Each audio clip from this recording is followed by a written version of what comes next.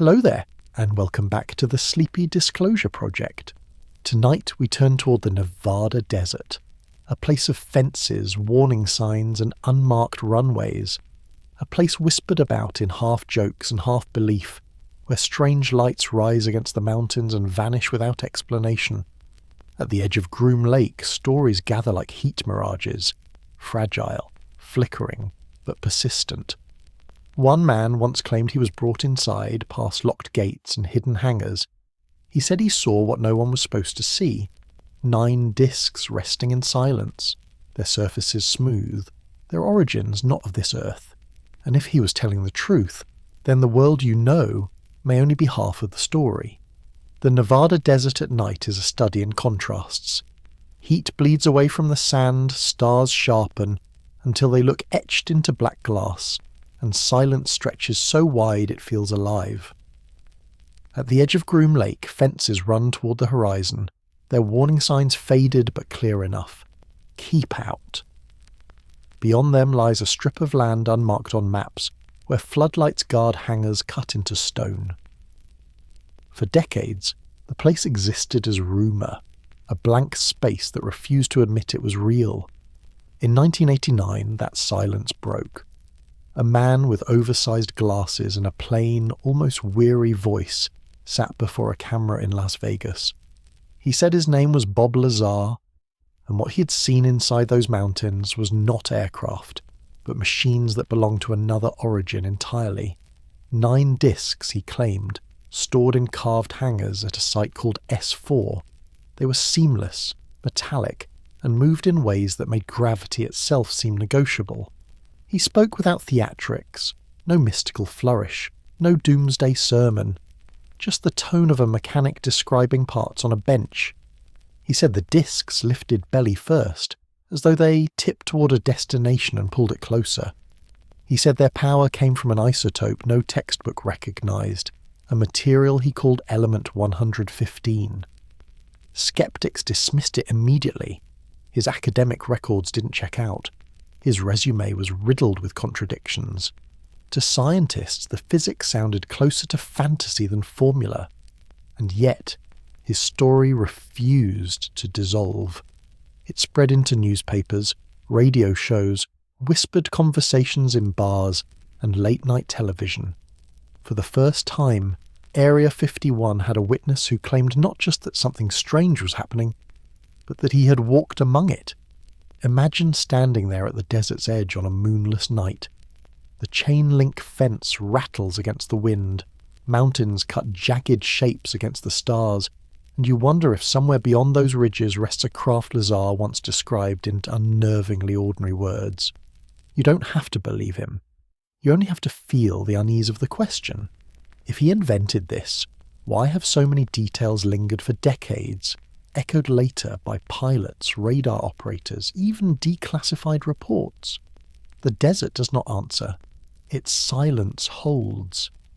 But once spoken, Lazar's story became part of that silence, shaping how millions look at those fences and those skies. And if he was telling the truth, then the world you know may only be half of the story. When Bob Lazar first appeared on Las Vegas television in 1989, the strangeness wasn't only in what he claimed, it was in how he claimed it. There was no dramatic pause, no flare of conspiracy. His voice was flat, his posture awkward. He seemed more like a weary technician than a prophet.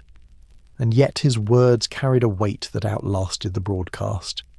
He said he had worked at a facility called S4, near the edge of Papoose Lake, south of Area 51.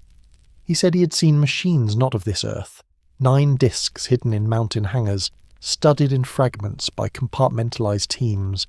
He said he had been brought there not as a dreamer, but as a physicist, a man hired to understand how these machines bent gravity. The contradictions began almost immediately.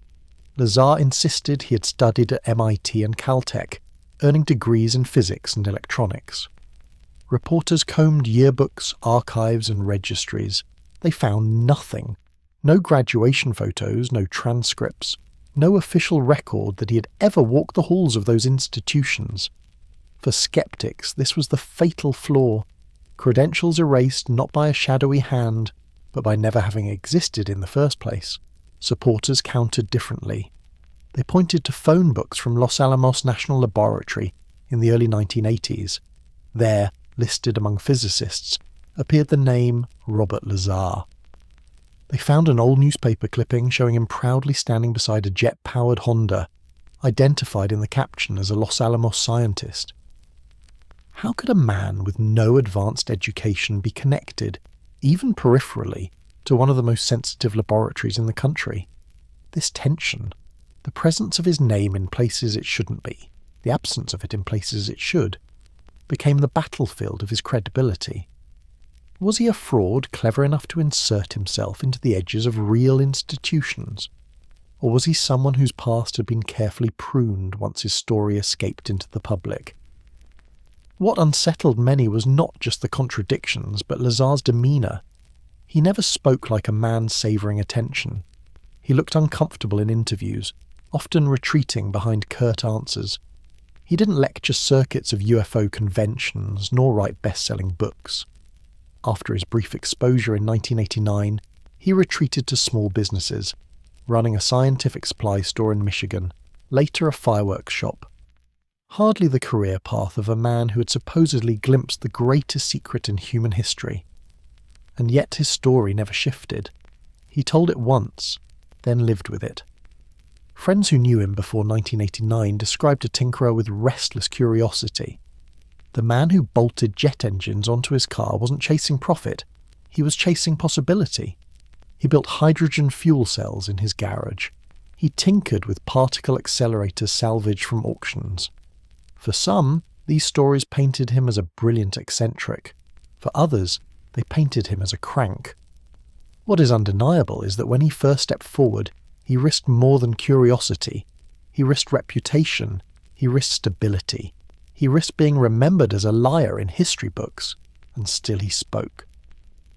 When asked why, Lazar often shrugged. He said he felt the public had a right to know.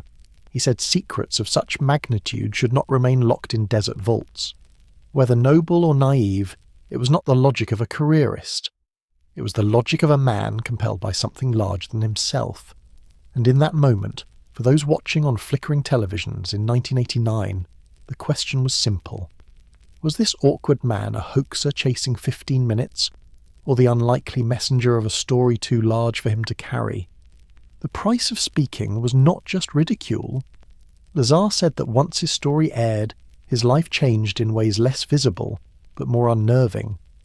Phones clicked with phantom tones. Black cars idled on quiet streets near his house. Friends reported unannounced visits from government agents. Polite questions wrapped in intimidation. Whether true or not, the fear itself became part of his story. The suggestion that secrets are not only guarded by fences and warning signs, but by shadows that lean too close. Critics counter that paranoia grows easily in such soil. Once you label yourself a whistleblower against the most secretive installation in America, every car behind you feels like surveillance. Every crossed wire on your phone line sounds like proof. For skeptics, Lazar's fear was not evidence of harassment, but a symptom of his own exaggerations. Yet even those who dismissed his physics admitted that his unease felt raw. He did not act like a man staging a performance. He acted like a man carrying a weight he could neither drop nor prove. The strain bled into his personal life. He spoke of threats delivered not with guns, but with subtler knives, disclosures about his marriage, reminders that nothing in his world was private. One story described officials confronting him with knowledge of his wife's affair, a detail so specific, so intimate, that it cut deeper than any shouted warning. It was the kind of tactic meant not to end a life, but to corrode trust, to remind someone that no wall or home was truly their own. Whether those stories were real or imagined, the effect was the same. Lazar grew cautious. He rarely granted interviews. He avoided the conference circuits that would have earned him money but forced him into the spotlight. He retreated instead into quiet businesses, selling chemicals and lab equipment to hobbyists, later running a fireworks company. To some, this was proof that he was never serious, that his greatest invention was a tale. To others, it was proof of authenticity. If he had wanted profit, he would have pursued it. Instead, he seemed almost to shrink from his own legend. The human toll is often overlooked. Imagine for a moment being in his place. If you invented the story, you live every day waiting to be exposed, mocked, dismissed as a crank. If you told the truth, you live every day waiting for the knock at the door that ends your freedom. In both versions, the isolation is crushing. Trust narrows. Neighbours look at you differently. Conversations with friends turn inevitably to that story. You're never allowed to be ordinary again. And so Lazar settled into a kind of uneasy middle ground, half legend, half recluse. His name became shorthand for conspiracy, yet he walked the aisles of his shop like any small-town merchant, a man tied to the mythology of alien craft, yet also the man who sold you sparklers on the 4th of July. It is an image both absurd and strangely human. Skeptics used that absurdity as ammunition. If he truly worked on interstellar technology, they argued, why is he tinkering with firecrackers?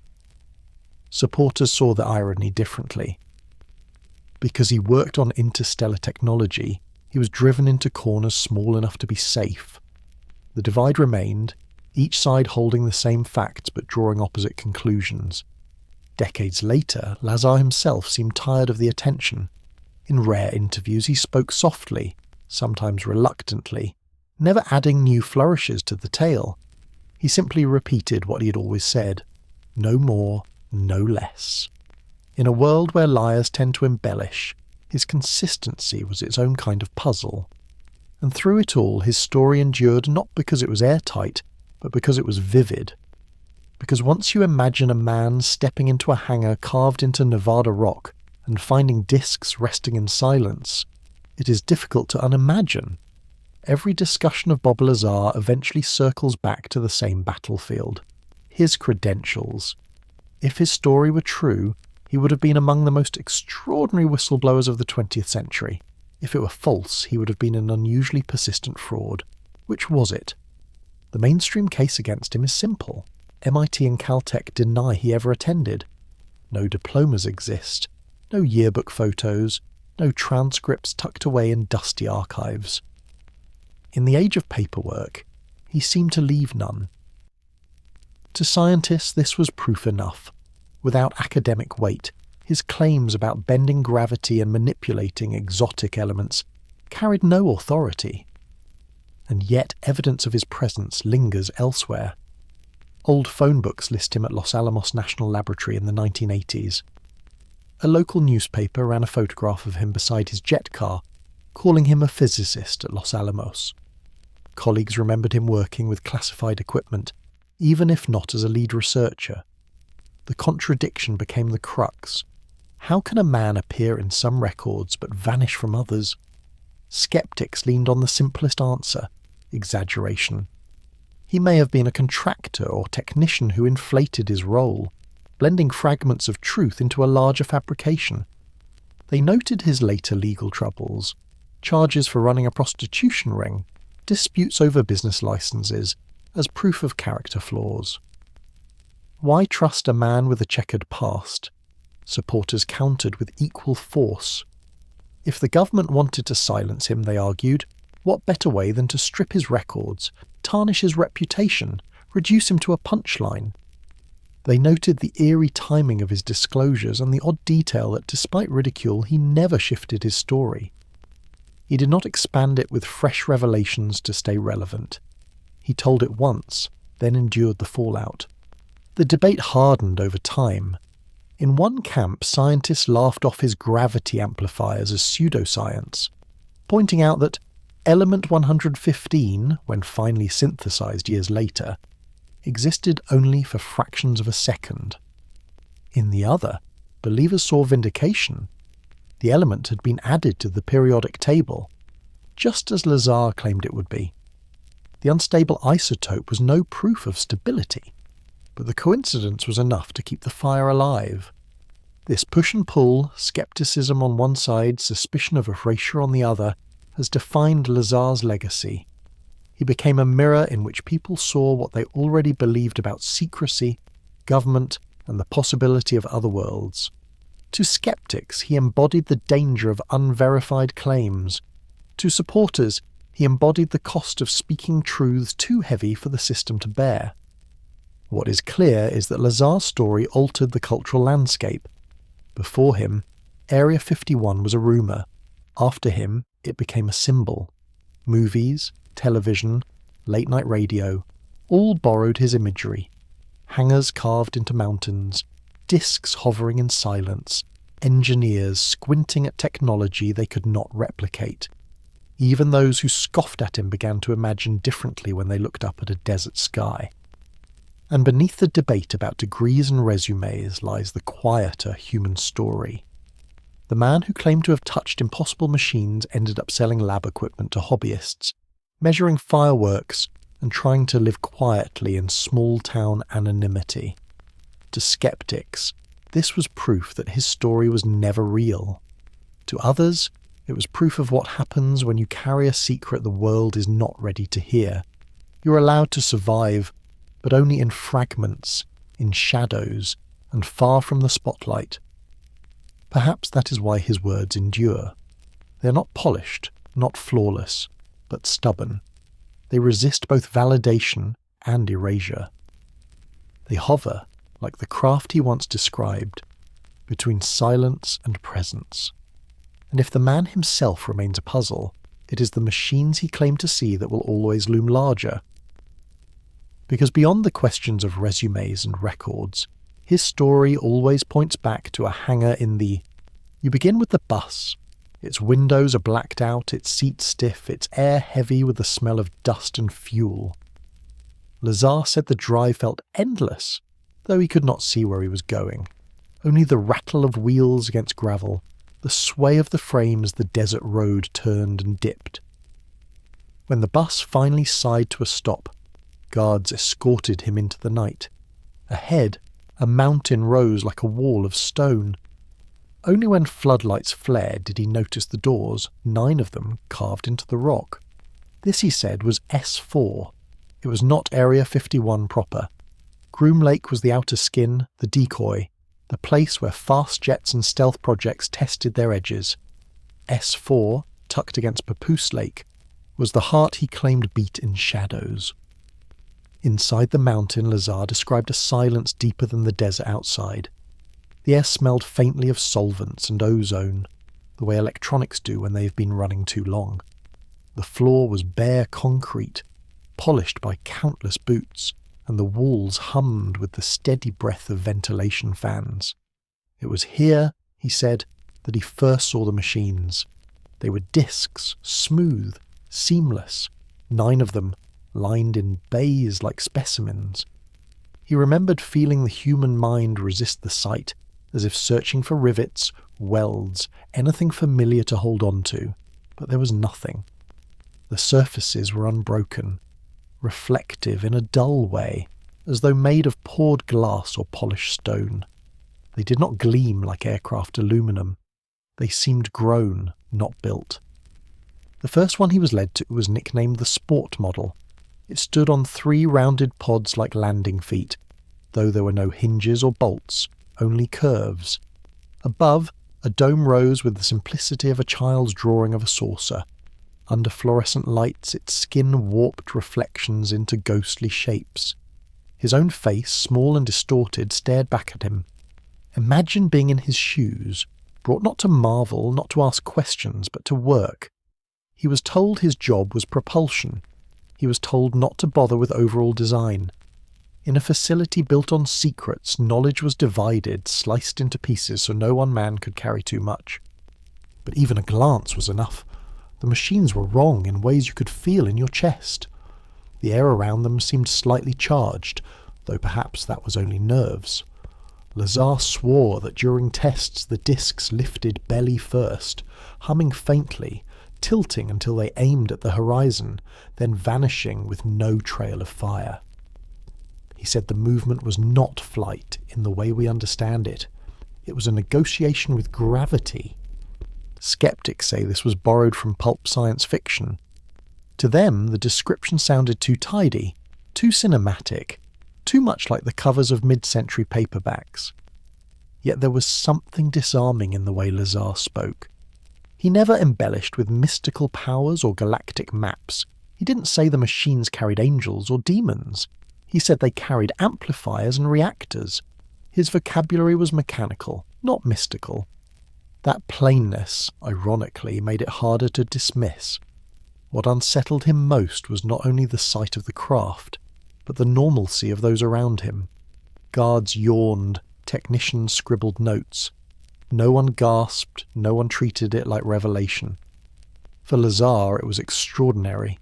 For them, it was Tuesday. That difference was perhaps the most chilling detail of all, that if the machines were real, someone had been living with their reality long before he arrived. And if they were not real, if they were decoys, illusions, or elaborate disinformation, then a new question lingered. Why build such theatre at all? Step inside, if only in imagination.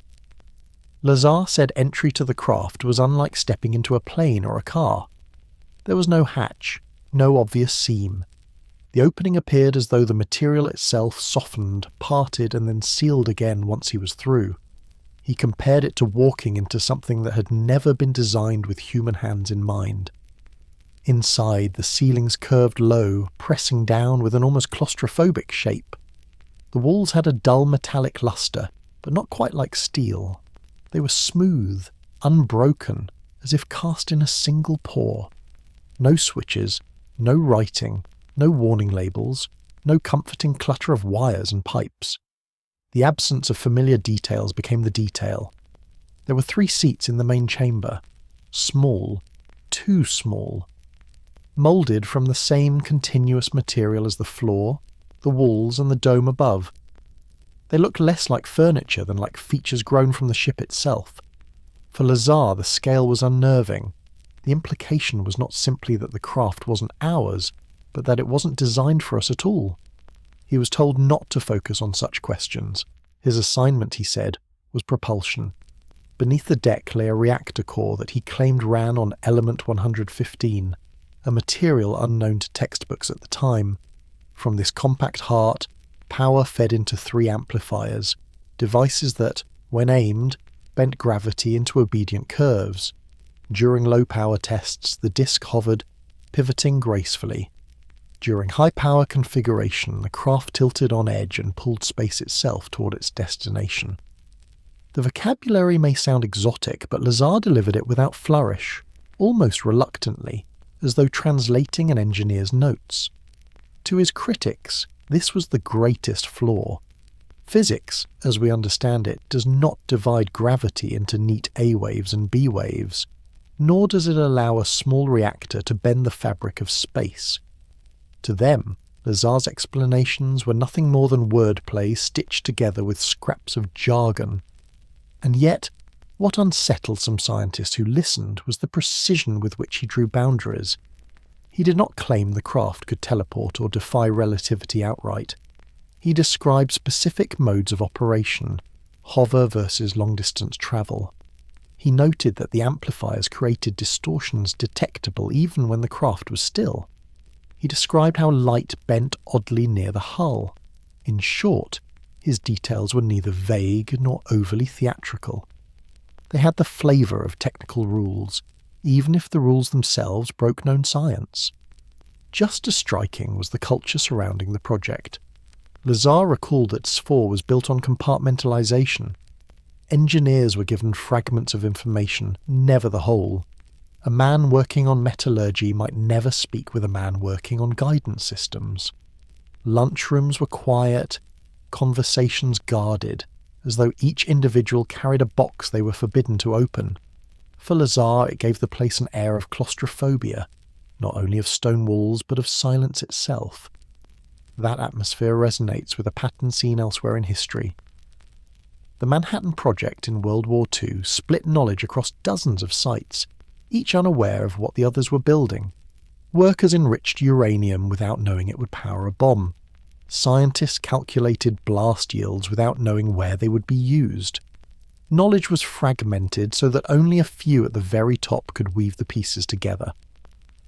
If S4 existed as Lazar described, it would not have been the first time secrecy was built from partitions. In Global Echoes, stories of seamless machines appear across cultures. Sanskrit texts describe Vimanas as palaces of the sky, rounded, luminous, controlled not with buttons but with intent. In Andean lore, golden discs descended to teach astronomy and agriculture, their surfaces described as shining but smooth. Even in modern myth, the detail recurs, craft without rivets, without welds, without the fingerprints of human manufacture. Whether these myths fed Lazar's imagination, or whether they rhyme because human memory clings to the extraordinary is harder to say. What Lazar gave was not a myth, but a technical anecdote dressed as testimony. Seats too small, walls without seams, amplifiers that bent gravity. And even if you doubt every word, the image still lingers. The unsettling impression of stepping inside a machine that does not recognize you as its intended passenger. The most vivid moment, Lazar said, was watching one of the craft tested. He stood with others in a control room, separated from the hangar by thick glass. Below, the sport model rested on its 3 rounded pods. The lights dimmed, and the air inside seemed to thrum at a pitch too low to be called sound. Dust rose from the floor as if pulled by invisible tides. Then, the disc lifted. No roar, no jet wash, no eruption of fire. It rose in silence, as though weight itself had been politely ignored. After hovering for a moment, it tilted onto its edge, belly facing outward, and darted into the desert night. No acceleration curve, no sonic boom. One instant it was there, the next it was gone. To Lazar, the strangeness was not only in the craft's movement, but in the reactions of those around him. The guards did not flinch. The technicians did not cheer. They took notes, adjusted dials, and behaved as though they were observing nothing more exotic than a generator warming up. The casualness unsettled him more than the flight itself. For them, it was routine. For him, it rewrote physics. Skeptics have long seized on this point. If such machines existed, why allow an outsider with shaky credentials to witness them? Why risk exposure by running test flights near a man who later proved willing to talk? The counter-argument is that Lazar was never meant to last. Perhaps he was brought in for a trial, then quickly discarded. Perhaps his very presence was part of disinformation, a controlled leak designed to muddy the waters of UFO belief with details too elaborate to be ignored, yet too fragile to be proven. Others argue that what Lazar saw was not alien craft at all, but advanced human prototypes. Experimental vehicles have always seemed like magic to those outside their design rooms. In the 1950s, pilots reported luminous discs that turned out to be high-speed jets with unusual profiles. In the 1960s, reconnaissance aircraft flew higher and faster than anyone thought possible, creating sightings that fed UFO lore. Could the craft Lazar described simply have been classified prototypes, mistaken for something more? But the problem with this explanation lies in the mechanics. No known jet hovers without noise. No rocket tilts belly first and leaps into the horizon without a trace. Lazar's descriptions do not match aircraft, no matter how advanced. They match only themselves, or myths of machines that break the rules, and so his account of that test flight remains suspended in the same uneasy space as the rest of his story. Plausible to some, absurd to others, compelling enough that it refuses to fade. In a way, the detail of the flight is the story's anchor. You can dismiss resumes, dispute universities, question motives. But once you imagine a disc lifting in silence, tilting into the horizon, the image remains. It does not need proof to live in the imagination. It only needs to be told once. If it was theatre, it was elaborate theatre. If it was real, it was a glimpse of a technology centuries beyond us. Either way, it placed Lazar on a fault line between the possible and the impossible, a line he never stepped back from. And while the desert swallowed the sound of that flight, Another question followed into the silence. If the discs truly moved that way, what power drove them? The desert night is vast enough to make silence feel heavy. Lazar said the test began without ceremony. Guards stood at their stations, technicians leaned over consoles, and in the middle of the bay the disc rested on its 3 rounded pods. At first it did nothing, as unremarkable as a metallic sculpture. Then a low vibration filled the room. Not a sound so much as a pressure, the kind that hums through your ribs. Dust lifted in lazy spirals from the floor. The craft rose. There was no flame, no afterburn, no roar of turbines. It hovered like a leaf caught in still air. Then, as though pulled by a hidden hand, it tilted onto its side. Its belly faced the horizon, and in that posture it seemed to fall forward into space itself. In one breath it was there, in the next it was gone. Lazar's explanation was simple to say, impossible to prove. The discs, he claimed, did not rely on thrust. They bent the space around them. Instead of racing across distance, they shortened it. To those watching from outside, it looked like a sudden lurch. To those inside, he said, it would have felt like standing still while the world slid toward you. Mainstream science bristled at the idea. Gravity is the weakest of forces, so faint that the pull of the Earth can be beaten by a kitchen magnet. To bend it on demand would require more power than any reactor on Earth could produce. To most physicists, Lazar's words were nonsense, a collage of science fiction terms stitched together with confidence. And yet his way of describing it was not abstract.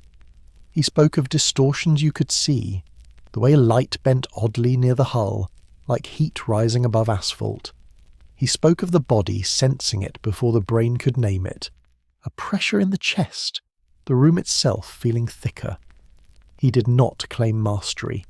He spoke like a man repeating instructions given in fragments, trying to make sense of something too large to grasp. To his supporters, that restraint made him sound credible. To his critics, it was the mark of a man clever enough to stay vague. And between the two camps sat the image that no one could quite forget. A machine tilting on its side, pulling space toward it like fabric gathered in a hand. Elsewhere in the world, echoes of that strangeness appear in stone. In Malta's Hypogeum, a subterranean complex carved 6,000 years ago, a single voice spoken at the right pitch multiplies into a resonance that fills the chamber. Listeners swear it changes not only what they hear, but how they feel, their hearts racing, their thoughts altered.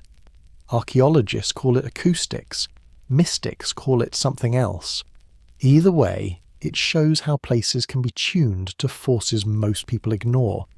Lazar's discs, if they were real, seem tuned in a similar way, not to sound, but to space itself. Supporters point to these echoes as reminders that human beings have long brushed against forces they do not fully name. Skeptics argue the comparison is meaningless.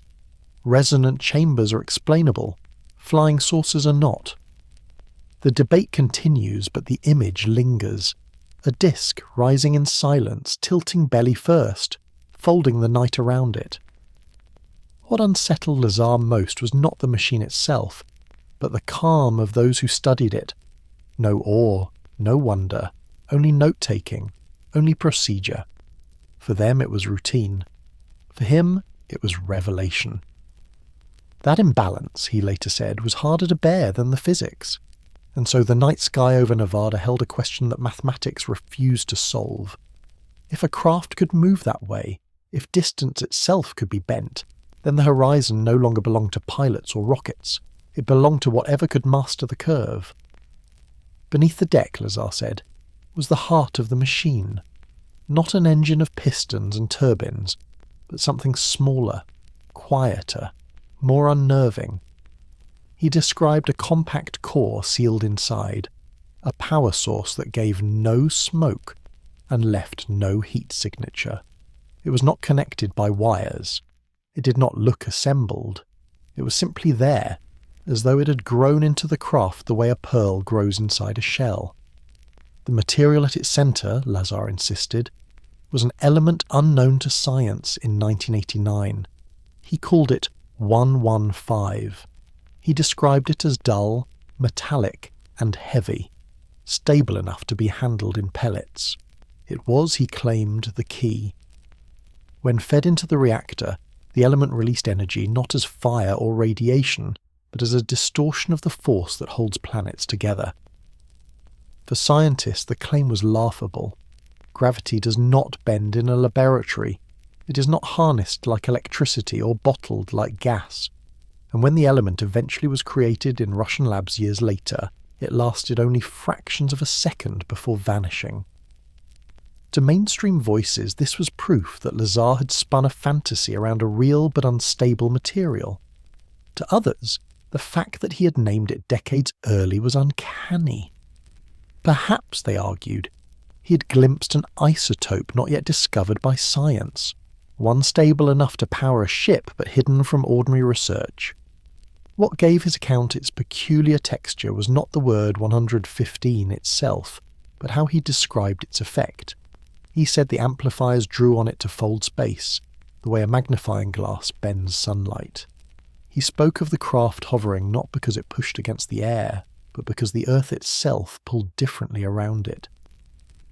Imagine standing in that hangar, watching as the lights above you warp into strange curves, the dust on the floor spiralling as if tugged by unseen tides. That, Lazar said, was the reactor at work. Critics dismissed these images as pseudoscience with the polish of technobabble. They pointed out that nuclear physics has no waves to be bent by exotic fuel, and no data suggests gravity can be altered by any material. But even they admitted that his description never changed. For over 3 decades, he repeated the same details no matter how often he was challenged. And supporters pointed to history's taste for strange materials. Beneath the city of Teotihuacan, archaeologists discovered rivers of mercury sealed in tunnels. To them, mercury was no fuel, but a symbol, perhaps a reflection of the cosmos, perhaps a path for the dead. Yet to modern eyes, the choice feels familiar. Humans across time reaching for substances that seemed alive, volatile, mysterious. If the ancients treated mercury as a sacred medium, might a future age treat an isotope the same way? For Lazar, 115 was not sacred but functional, a simple fuel pellet placed into a machine that bent the rules of the universe. That ordinariness unsettled many who heard him. The idea that something as small as a lump of metal could shift the horizon of physics was at once absurd and intoxicating. Of course, the reactor was never shown to the public. No photographs, no samples, no proof beyond his words. To skeptics, that sealed the case. To believers, it only made the story sharper. The fuel existed, but was locked behind fences the public was never meant to cross. Imagine him standing there, peering at the core he was told to study, the hum of air conditioners loud against the silence of the machine. No dials, no bolts, no labels, just a presence at the centre of something that defied every chart and textbook. Whether fantasy or fact, that image of a man staring at a pellet said to bend gravity has lived longer than any isotope science has yet made. And if such a fuel existed, the question followed like a shadow. What doors might already have been opened, far from our sight? Lazar often described the discs as if they had personalities, not in emotion but in behaviour. There were 2 ways they could move, depending on how their amplifiers were arranged. The first was steady and deliberate, a single beam directed downward, holding the craft aloft like a child balancing on one foot. In this mode, the ship hovered, pivoted, and drifted a few feet above the ground. It was not graceful. He compared it to a boat in shallow water wobbling with each adjustment. The second was travel mode. All 3 amplifiers aligned together, curving space into a bubble around the hull. The disc tipped onto its side, pointed its belly toward its target, and seemed to fall forward, carried not by thrust but by the road itself collapsing beneath it. To anyone watching from a distance, the shift looked abrupt, even clumsy, like a coin rolling on edge. To the pilot inside, Lazar said, the craft would have felt steady, because the world itself was doing the moving. These details gave his account a strange credibility to some. He admitted the ships were not perfect. He said they wobbled at times, unstable when the beams weren't balanced. He explained that the low hover mode wasn't meant for distance travel at all, just for manoeuvring. Such limitations are rarely invented by hoaxers. They sounded like the kind of rules you only learn by watching machines misbehave. Yet skeptics saw it differently. To them, his talk of 2 modes was simply another layer of embellishment, an attempt to make his story more believable by adding constraints. Real craft are tested in prototypes, they argued, but fantasy machines are tested in words. Lazar's words, they said, never left the page, but perhaps the most unsettling part of his description was not the mechanics, but the way he said the body responded. When the craft powered up, the air thickened, sound dulled, a weight pressed against the chest as though the room itself leaned inward. It was not violent, but insistent, like standing near a massive generator whose hum you feel more than hear. That sensation, Lazar insisted, was the signature of the amplifiers at work. Mainstream physicists dismissed this as nonsense. Gravity, they said, does not brush against the body like wind. It either holds you to the earth or it doesn't. There is no middle ground. But believers argued that the detail had the ring of truth. Anyone who has stood near enormous machinery knows the body often senses what the eyes cannot explain. The chest resonates, the ears buzz, the nerves respond. Why should it be different here? And across time, stories echo with similar sensations. In ancient India, Sanskrit texts speak of vimanas, sky chariots that glowed, tilted, and darted across the heavens. Some passages describe the air trembling around them, the sound muffled as though wrapped in a blanket. In the Hebrew Bible, the prophet Ezekiel wrote of wheels within wheels that moved with uncanny suddenness, accompanied not by fire, but by a rushing presence that defied description. Whether these were metaphors or memories, the pattern is clear. Machines that bend the world not with roar, but with distortion. Lazar's testimony joined that lineage. To skeptics, it was coincidence, an imaginative man recycling myths. To others, it was continuity, the same story retold across centuries, now dressed in the vocabulary of reactors and amplifiers. And so the images linger, a craft wobbling as it hovers, a sudden tilt into the horizon, the chest tightening as though the body itself recognizes the rules are different. These details resist tidy dismissal. They do not prove anything. They only refuse to fade. If such machines were real, then their power did not lie only in movement. It lay in the fuel that made movement possible. The dull pellet of a metal, Lazar said, could bend the weakest of forces into obedience. A material textbooks denied, yet one he swore was the key. That claim, ridiculed more than any other, became the shadow at the centre of his story.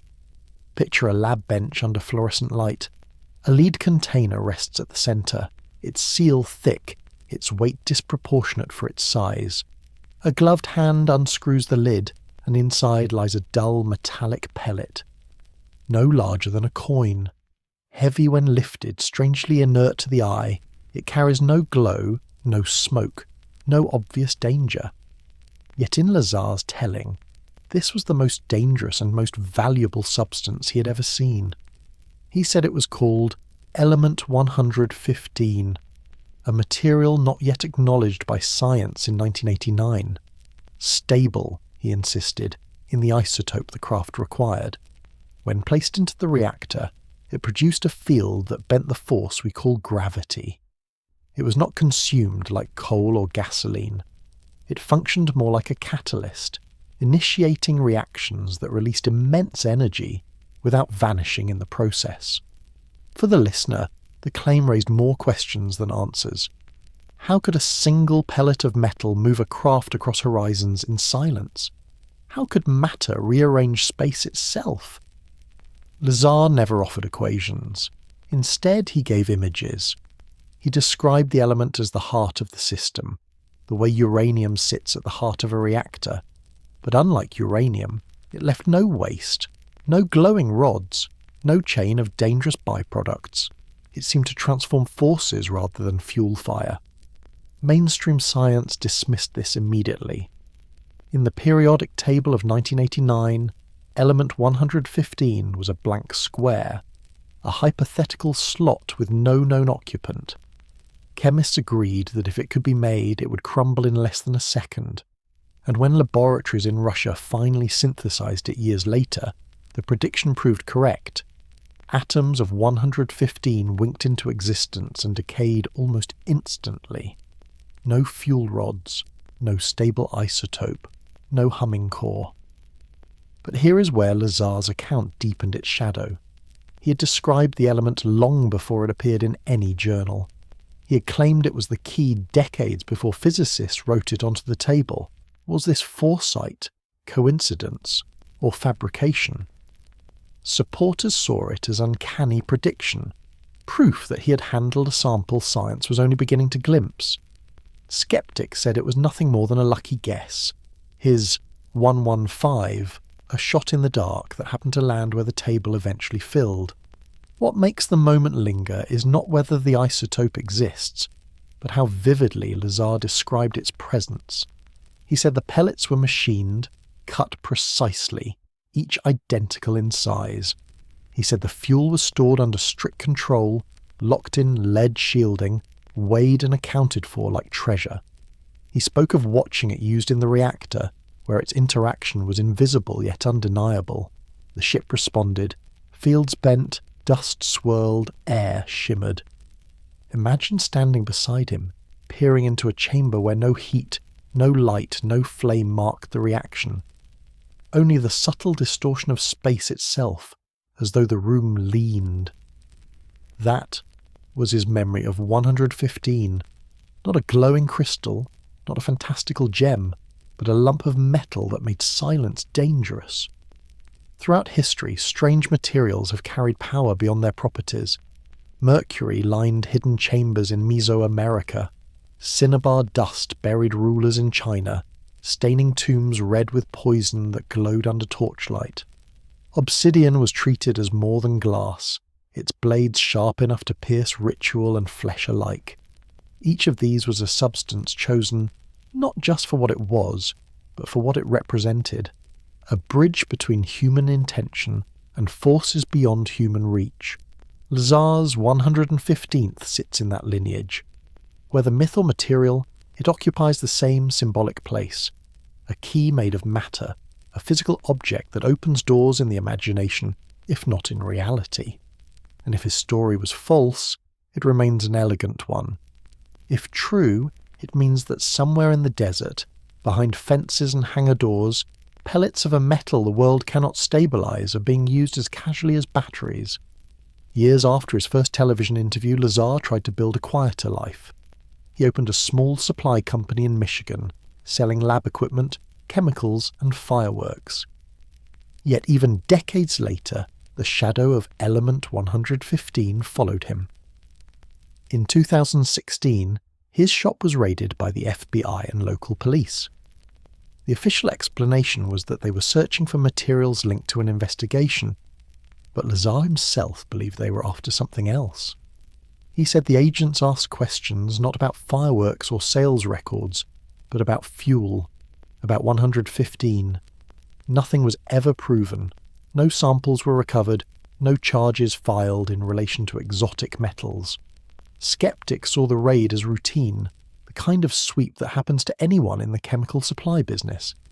But to Lazar it was confirmation that what he once handled at S4 had never been forgotten, that even years later, with his story long dismissed in public, someone behind closed doors still wanted to know what he had touched.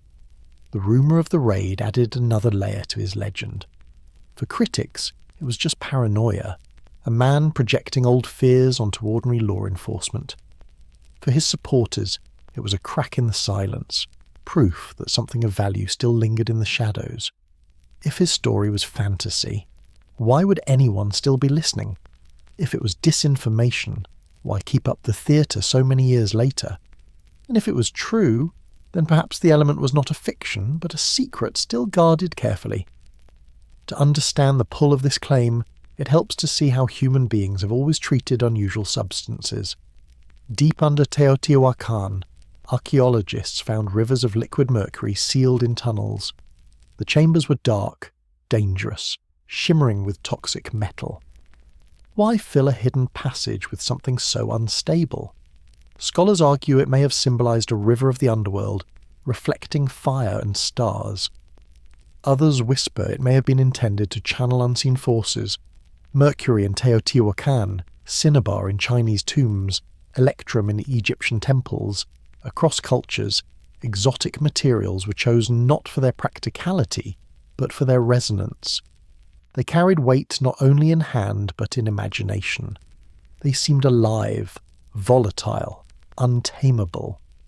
Lazar's 115 fits the same pattern. To his detractors, it is only coincidence. To his believers, it is proof that across centuries humanity has always reached for metals that shimmer with more meaning than their properties alone. What makes the story more unsettling is that Lazar never presented 115 as mystical. He described it plainly, even coldly, as a material used for power. No rituals, no ceremony, just a pellet fed into a reactor. It was not holy, not sacred, but functional. That plainness itself made it feel more believable to some. After all, true secrets are rarely dressed in grandeur. They hide in the ordinary, in dull lumps of metal that carry consequences too heavy to reveal. Of course, without a sample in hand, the claim remains unprovable, and that may be the most haunting part. If the isotope Lazar described exists only in short flashes in laboratories, then his version can never be tested. His story remains locked in ambiguity, too specific to dismiss outright, too unverified to accept. Yet ambiguity is often what keeps stories alive. Just as mercury gleamed in the dark tunnels of Teotihuacan without ever explaining its purpose, Lazar's 115 gleams at the centre of his account, a detail so odd that even skeptics struggle to forget it. The FBI raid may have been nothing more than bureaucracy, or it may have been something else entirely, the hand of a shadow reminding him that the desert does not give up its secrets easily. Lazar often insisted that the element was not extraordinary in appearance. No glow, no strange colours, no heat radiating from its surface. Just a heavy metal, dull and grey, cut into neat pellets. Its power came not from how it looked, but from what it could do when placed inside the core of a disk. It bent the quietest of forces into something malleable. That ordinariness may be what gives the story its staying power. Myths tend to clothe power in spectacle. Golden chariots, wheels of fire, gems that pulse with light. Lazar described none of that. Instead, he described something you could easily overlook if you didn't know what it was. That restraint unsettled people. If he'd been chasing attention, why not dress his claim in grandeur? Why insist that the future of propulsion rested on something that looked like scrap metal? Supporters argue that this is precisely why his account feels real. Secrets, they say, rarely announce themselves. They're hidden in plain sight, wrapped in ordinary shells.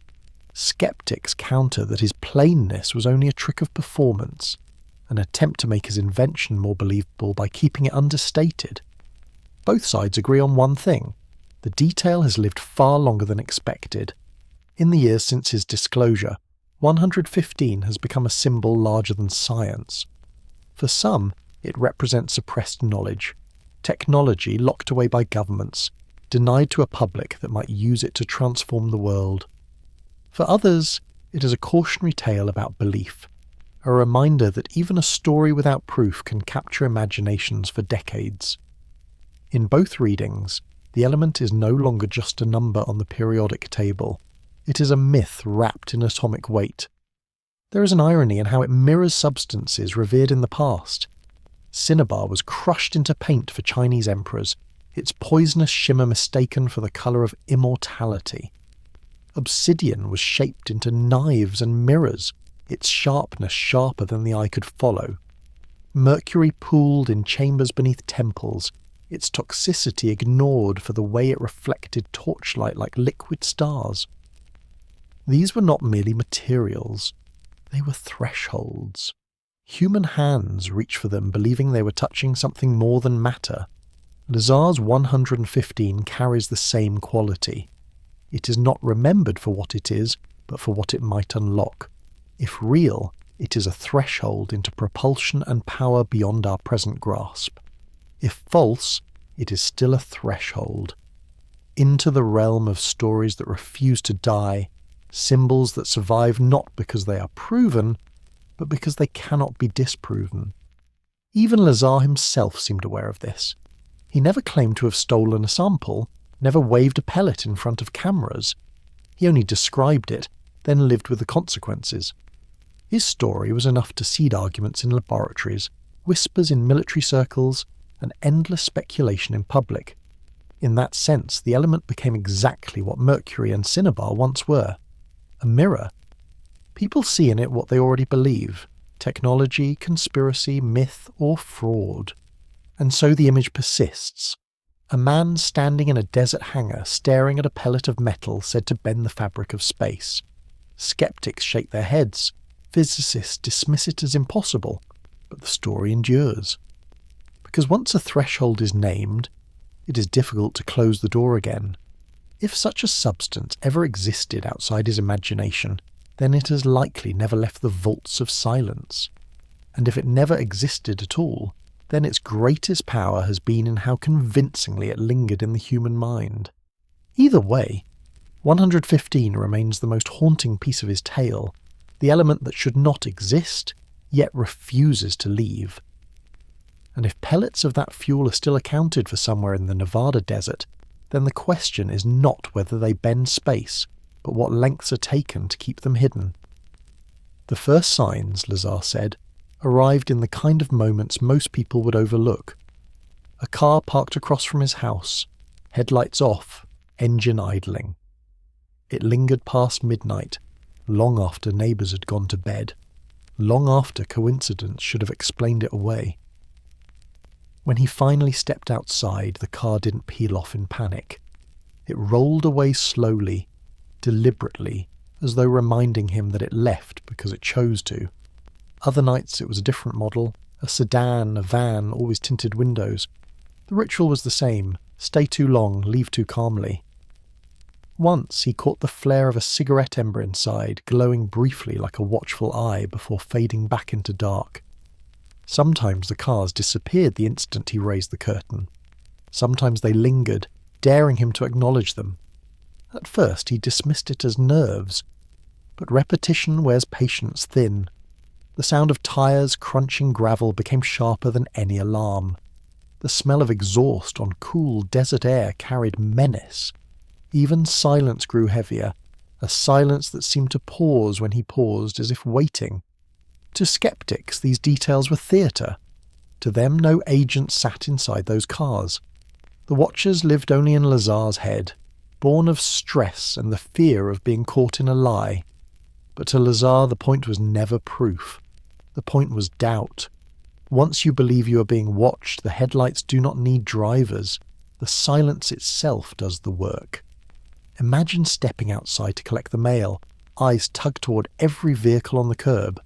Imagine driving home, watching the rearview mirror at each turn, certain that the same pair of lights has followed you 3 streets in a row.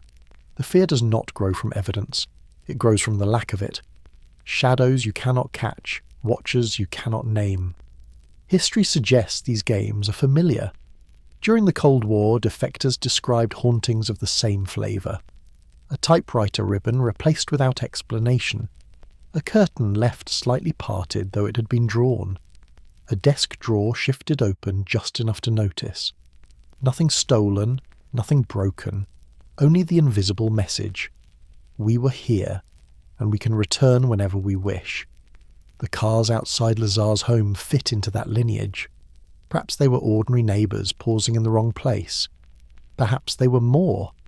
Either way, they became a presence. They transformed the street outside his house into an extension of the desert fences, boundaries not of barbed wire but of headlights and exhaust. And that may be the truest weight of the story. For a man already caught between belief and ridicule, the difference between watchers, real or imagined, hardly mattered. The result was the same, the sense that the line he had crossed at Groom Lake had followed him home. The fences around S4 had marked the edge of secrets, but the cars at night suggested those fences were portable, stretching outward, wrapping themselves around his life. The desert was no longer only in Nevada. It was parked quietly outside his window, purring in the dark. If the cars lingered at the curb, the sense of intrusion seeped even deeper indoors. Lazar spoke of phone lines that clicked without reason, conversations interrupted by sudden drops of silence. Sometimes, he said, there was an echo, his own voice bouncing back to him a heartbeat late, as if another receiver hung open in some distant room. Most people would blame aging copper wires. To him, it was a reminder. The line was not his alone.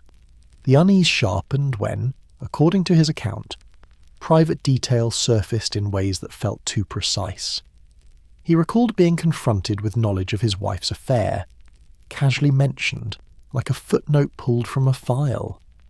The fact itself was less important than the implication. We hear more than you think. We know where your walls are thin. Supporters call this psychological warfare, a tactic designed to make the personal unbearable. Skeptics see melodrama, a wounded marriage woven into a story to magnify the threat. Whatever its source, the effect was isolation. Trust thinned. Friends doubted, his marriage cracked, and every conversation seemed crowded by a listener who would never reveal themselves. In that kind of silence, even ordinary pauses felt staged. There are precedents for such tactics. In the 1960s, the FBI's COINTE LPRO program was built on this kind of quiet pressure. Civil rights leaders and activists received anonymous late-night phone calls that said nothing, just breathing on the line. Letters arrived already opened and clumsily resealed. Entire households learned to flinch when the phone rang. Nothing about it could be proven in court. Everything about it could fray a life. Cold War defectors told similar stories. A man would return to his flat to find his typewriter moved slightly, or a drawer opened that he remembered shutting. No theft, no violence, just presence. The smallest disturbance became its own kind of message. We are close enough to touch what you think is safe. Placed against this backdrop, Lazar's accounts fit a long-standing pattern. Whether he was truly monitored or simply convinced that he was, the pressure bent his days the same way. He answered phones as if another ear was always waiting. He carried himself in interviews like someone measuring every word against invisible walls. To skeptics, the explanation is simple. The surveillance lived only in his imagination. The clicks were static. The affair was personal, not planted. The paranoia was self-made. They say the shadows never sat on his line. They were born inside his head. But supporters answer differently. Intimidation often leaves no fingerprints. The lack of proof is the design. What matters is the weight it presses on the person living under it. And in Lazar's case, that weight reshaped his choices more than any evidence could. He turned down interviews, sidestepped conferences, declined book deals. He avoided the spotlight that could have made him rich, as if every question might be heard twice, once by the interviewer and once by the silent party he could not name. Whether or not anyone was truly listening, Lazar lived as though they were, and that, in the end, was enough to close him off. Proof or imagination ceased to matter. He carried the silence either way. The years that followed left Lazar not silenced, but diminished. He did not vanish into scandal or disappearance. He endured, though in a smaller way than before. The man who once claimed to glimpse gravity amplifiers now stood behind the counter of a supply shop, stocking fireworks and measuring out chemicals in plastic tubs. Customers saw an ordinary merchant. Few would guess that, in interviews years earlier, he had described machines that could bend space itself. That contrast was almost absurd. Extraordinary claims weighed against the ordinary rhythms of small business.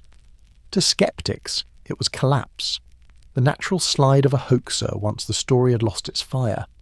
To supporters, it was survival, proof that he had learned the price of speaking too loudly. He had chosen to live quietly, even if the watchers remained. Friends noted that he grew more withdrawn. He laughed less, spoke carefully, and seemed to treat interviews as obligations rather than opportunities. His words carried not the excitement of revelation, but the cadence of someone repeating a burden. It was no longer a claim. It was a memory recited, heavy each time it left his mouth. Skeptics dismissed this tone as a rehearsed performance, the kind of detachment that comes with telling a story too often. Supporters saw the opposite, the fatigue of someone carrying a secret too large to bear alone. To skeptics, one writer observed, the silence was emptiness. To others, it was weight. The weight was real, whether it came from watchers outside his home or only from shadows inside his thoughts. He turned down offers that would have brought fame. He sidestepped money-making circuits that other UFO figures embraced. Whatever haunted him, it taught him caution. History offers parallels. Cold War defectors who once stood on podiums soon retreated into quieter jobs, carrying unease long after the microphones faded. Some ran groceries, some mended shoes. Their work was ordinary, their reputations extraordinary, and their lives caught forever between the two. Lazar belonged to that same limbo. Even the callbacks of his paranoia took quieter form. The cars at night became shorthand for unease, no longer needing to be described in detail. The clicks on the phone reduced to a memory of silence, enough to remind him that privacy was fragile. He no longer needed proof. Symbols alone were enough, and so the man at the fireworks counter was not separate from the man in the hangar. They were the same, only seen at different scales. One living among machines too strange to explain, the other among shelves too ordinary to notice. Both shaped by a boundary he had crossed, a line he believed could never be uncrossed again. The fences at Groom Lake were built from wire and warning signs. The fences that wrapped around Lazar's later years were invisible, but no less strong. They encircled his work, his marriage, his friendships, and even his voice.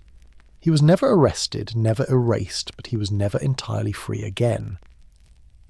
If intimidation was the point, it did not silence him completely, but it reduced him. It made his world smaller, his story heavier, his presence quieter, and if that was the goal, it succeeded. What lingers is not whether the watchers were real, it is what they were protecting. If his story was fabrication, then the shadows were born only in his mind. But if he was right, then the harassment guarded something larger, something the desert still hides. And while Lazar grew smaller, the Nevada sky did not. Light still flickered above Groom Lake, seen by campers and pilots alike. The watchers might have followed him home, but the horizon itself seemed restless, alive with movements no silence could suppress. Lazar once said the desert itself bore witness. He described driving his friends into the Nevada night, parking along a ridgeline that looked down toward Groom Lake. They brought folding chairs, binoculars, and a thermos of coffee to fight the cold. The silence was sharp enough to hear boots crunching in the gravel. They waited for hours, necks craned, eyes tracing constellations. Then, without warning, something stirred above the mountains. Not the steady blink of a commercial plane, not the sweep of a satellite, but a burst of brilliance that leapt sideways across the horizon. A glowing orb darted, halted, then dropped in a motion too abrupt for wings. Another glimmer appeared nearby, holding for a beat as though hovering, then vanished like a candle snuffed in a gust. The witnesses swore the desert sky became restless that night. They spoke of orbs that seemed alive, moving in sharp zigzags, leaving faint ghost trails in their vision. One friend later recalled that his hand shook so badly he nearly dropped his binoculars. Another said the air itself felt charged, as though the silence between movements was heavier than the sound of the desert wind. To them it was vindication. Lazar hadn't invented his tale. He had shown them the machines where sky met mountain. Skeptics, though, offered other explanations.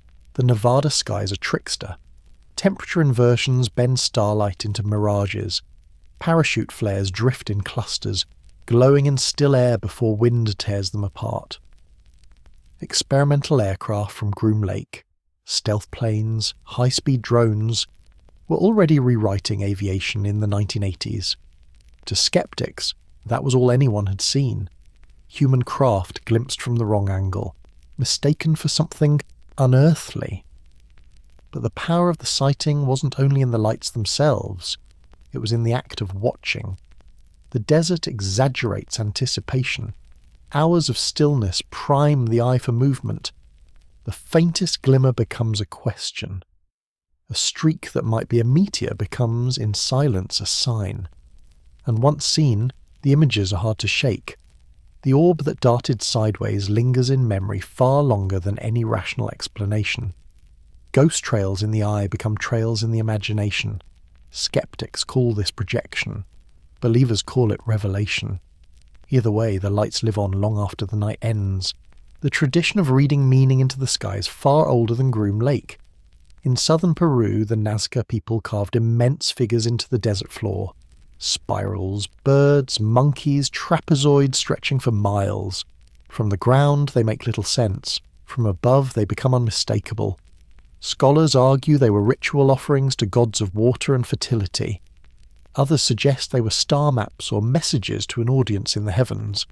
Whatever their intent, they prove that the impulse to write into the sky is as old as civilization. Lazar's orbs fit neatly into that lineage. To skeptics, they were jets and flares misread. To believers, they were echoes of what he once saw inside the hangars. But for both, the act of looking up, of waiting for the sky to move, was the same, and that waiting is what binds these moments. On the ridgeline, bundled against desert wind, you feel time stretch. Every star seems sharper, every flicker feels personal. The orbs vanish quickly, but the memory lingers. Once the horizon has broken its own rules, the ordinary sky never looks quite the same again. In the years that followed, Lazar faded from public view, but the ridgelines did not. People kept arriving with folding chairs and binoculars, camping stoves and notebooks. The desert became its own observatory, a stage where the curtain was always the horizon. They came not for comfort. The wind cut through jackets, the ground was rock and dust, but for the possibility that the sky might break its own rules again. Some nights ended uneventfully. The stars wheeled in silence, and the only glow came from cigarette tips and flashlights. But other nights someone gasped, pointing toward a streak that darted, then froze mid-air. A glimmer that seemed to pulse, as though aware of being watched. The accounts trickled back in fragments. One swore the orb leapt sideways, another that it split into two, another that it winked out only to appear higher in the sky. No two stories matched perfectly, yet each carried the same urgency. Something had moved where nothing should. Journalists occasionally joined these vigils. One reporter, sceptical from the start, came armed with a notepad and the usual explanations. Flares, aircraft, atmospheric inversions. He wrote that he expected to leave with nothing but quotes from hopeful watchers. But that night, as he lowered his pen to rest his eyes, a line of faint glimmers appeared over the ridgeline. They moved too quickly, he thought, too abruptly. For an instant he caught himself holding his breath. He wrote later that he left unconvinced, but unsettled. The desert had refused to let him dismiss it entirely. Supporters see these reports as extensions of Lazar's story, distant flashes of the same discs that once hovered inside the hangars. Skeptics insist the answer is simpler. Military tests. Groom Lake is a test site. Flares hang, drones pivot, stealth aircraft bank in ways the public doesn't recognise. To skeptics, the watchers at the ridgeline are misreading human invention as alien presence. Yet even skeptics admit that the ritual itself matters. Hours of stillness sharpen the senses. A plane banking at a sharp angle becomes uncanny. A flare drifting downwind feels deliberate. In the hush, The ordinary is amplified until it seems extraordinary. There are global echoes in this act of anticipation. At Chichen Itza, the Great Pyramid is known for a trick of sound. Clap once at its base, and the echo returns as the chirp of a quetzal bird. The builders shaped stone to bend air into voice. Visitors still gather to test it even when they know the physics. The wonder lies not in mystery, but in the uncanny alignment of human intention and natural law. The Groom Lake watchers mirror this. Even if the lights are flares or drones, the experience remains transformative.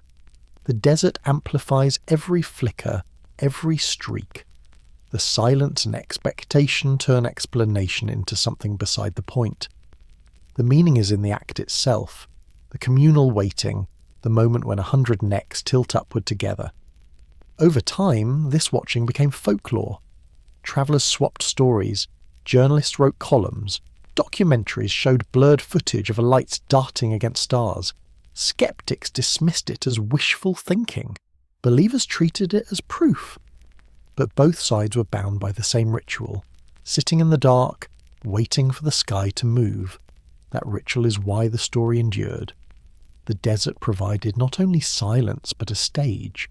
Each watcher became both audience and participant, their anticipation part of the performance. And once a person has leaned forward in the night and seen the horizon flicker, no argument, skeptical or otherwise, can entirely undo the feeling. The curtain of the mountains never changes. The stars keep their courses. Yet the space between them is alive, restless, always waiting for the next act. And those who return to the ridgeline believe, deep down, that one night the sky will not only shimmer, it will speak. The orbs over Groom Lake were not the first to unsettle human eyes, nor the last. They joined a long chain of horizons where people swore the sky had betrayed its own stillness. In 1947, near Roswell, New Mexico, a rancher stumbled upon metallic fragments scattered across his land. Thin beams with symbols he couldn't read, foil-like scraps that resisted tearing. At first, officials called it a disk. Hours later, they called it a balloon. The contradiction itself became the story, the sudden reversal fueling the suspicion that something had fallen which was never meant to be explained. Decades later, in 1980, the forest at Rendlesham in England filled with similar whispers. US servicemen reported beams darting among trees, metallic surfaces, a triangular craft rising and vanishing. Logs were written, even audio tapes recorded in real time. Skeptics countered with lighthouses and stars distorted by mist. But the men who stood there swore the forest had lit with presence. In 1997, an entire city looked upward. Thousands across Arizona and Nevada reported vast formations of lights drifting overhead. The Phoenix Lights. To some, they were flares from military exercises. To others, they were the underside of a craft so large it blocked constellations as it passed. The official explanation never reconciled with the sheer scale of witnesses. Flares may fade, but memory does not. Each event gathered its own archive of testimony, contradiction, and doubt. Each became its own battlefield of explanations. Yet they all share something deeper. The sky as stage. The audience always the same. Ordinary people looking up, astonished at what they could not align with ordinary flight. Lazar's Nevada story slotted naturally into this theatre. His claim gave Groom Lake its frame. Hangars with discs inside, test flights flickering against mountains. Once he set that stage, every light seen above the desert was interpreted through it. For believers, the orbs were echoes of his hangar craft. For skeptics, they were projections onto an already written script. To skeptics, one writer observed, the watchers don't misread the sky because of the lights. They misread the lights because of the story. In other words, the myth shapes the horizon as much as the horizon shapes the myth. And yet, disbelief cannot erase the feeling of presence. Explanations, balloons, flares, lighthouses flatten the account but do not erase the experience. For those who were there, the desert orb, the Phoenix formation, the forest glow. Each remained heavier than the words written to explain them away. Perhaps that is the secret function of these sightings.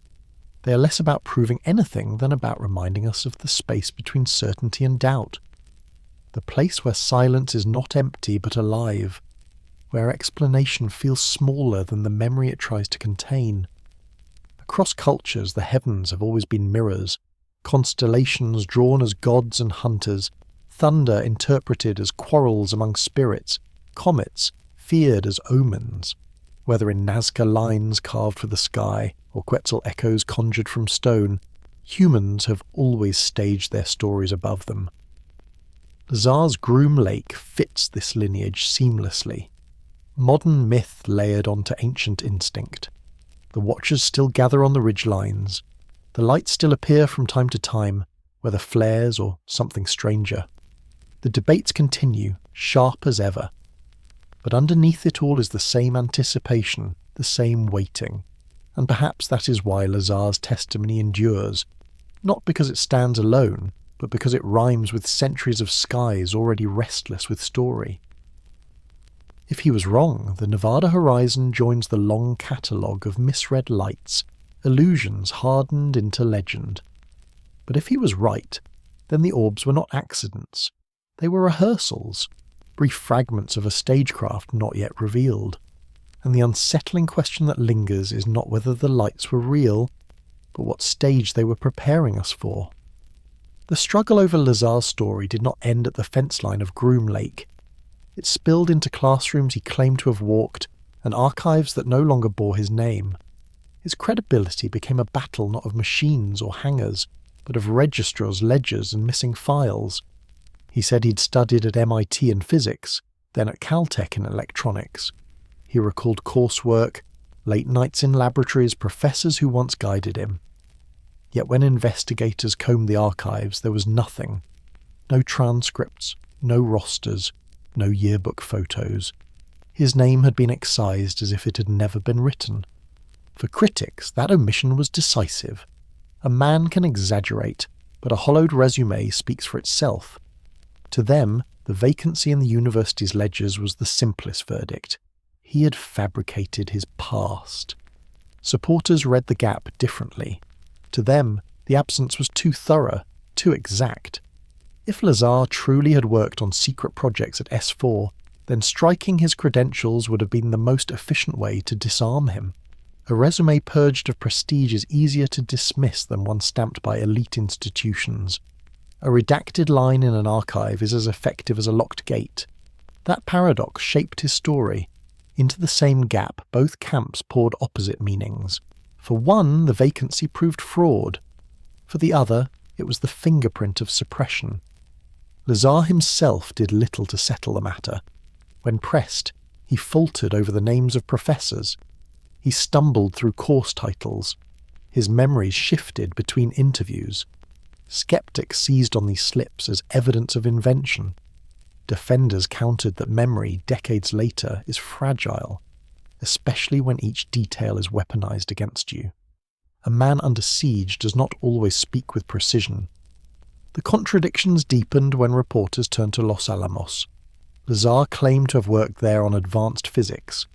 Officially, the laboratory denied it. Yet a local newspaper had run a feature with his photograph beside a particle accelerator, captioned as a scientist. His name appeared in a phone directory from the era, listed among the staff. For skeptics, these were trivial artifacts, a journalist's embellishment, a contractor's name folded into a list. Coincidence, not proof. But to supporters, they were remnants that resisted deletion. If the lab claimed he had never been there, why did the public record tell a different story? The battlefield of his credibility had shifted into bureaucratic theatre. Not discs in hangars, but fractured paper trails. Not propulsion, but registrars' voids. A courtroom without judge or jury, where the loudest evidence was the silence of omission. History provides unsettling echoes. In the Cold War, dissidents often discovered their lives hollowed from the record, one piece at a time. A degree declared invalid.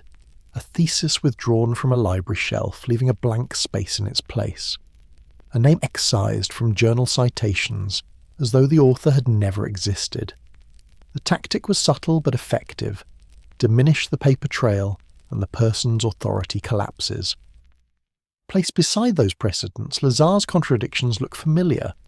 Perhaps they reveal exaggeration. Perhaps they reveal erasure. Both explanations live in the same gap, and so the paradox endures, a man with a story and a past that seems to vanish precisely where it matters most. To critics, the purge trail damns him. To defenders, it damns the institutions. Both see opposite reflections in the same hollow. And in that contradiction, the weight of the archives grew heavier than anything he could say aloud. If Lazar's education left a vacancy, his claims at Los Alamos produced something stranger, a fractured trail that refused to align. The laboratory denied he had ever worked there, yet fragments persisted in the public record. A newspaper article featured him standing beside a particle accelerator, identified as a scientist. His name appeared in a directory of staff, lodged between engineers.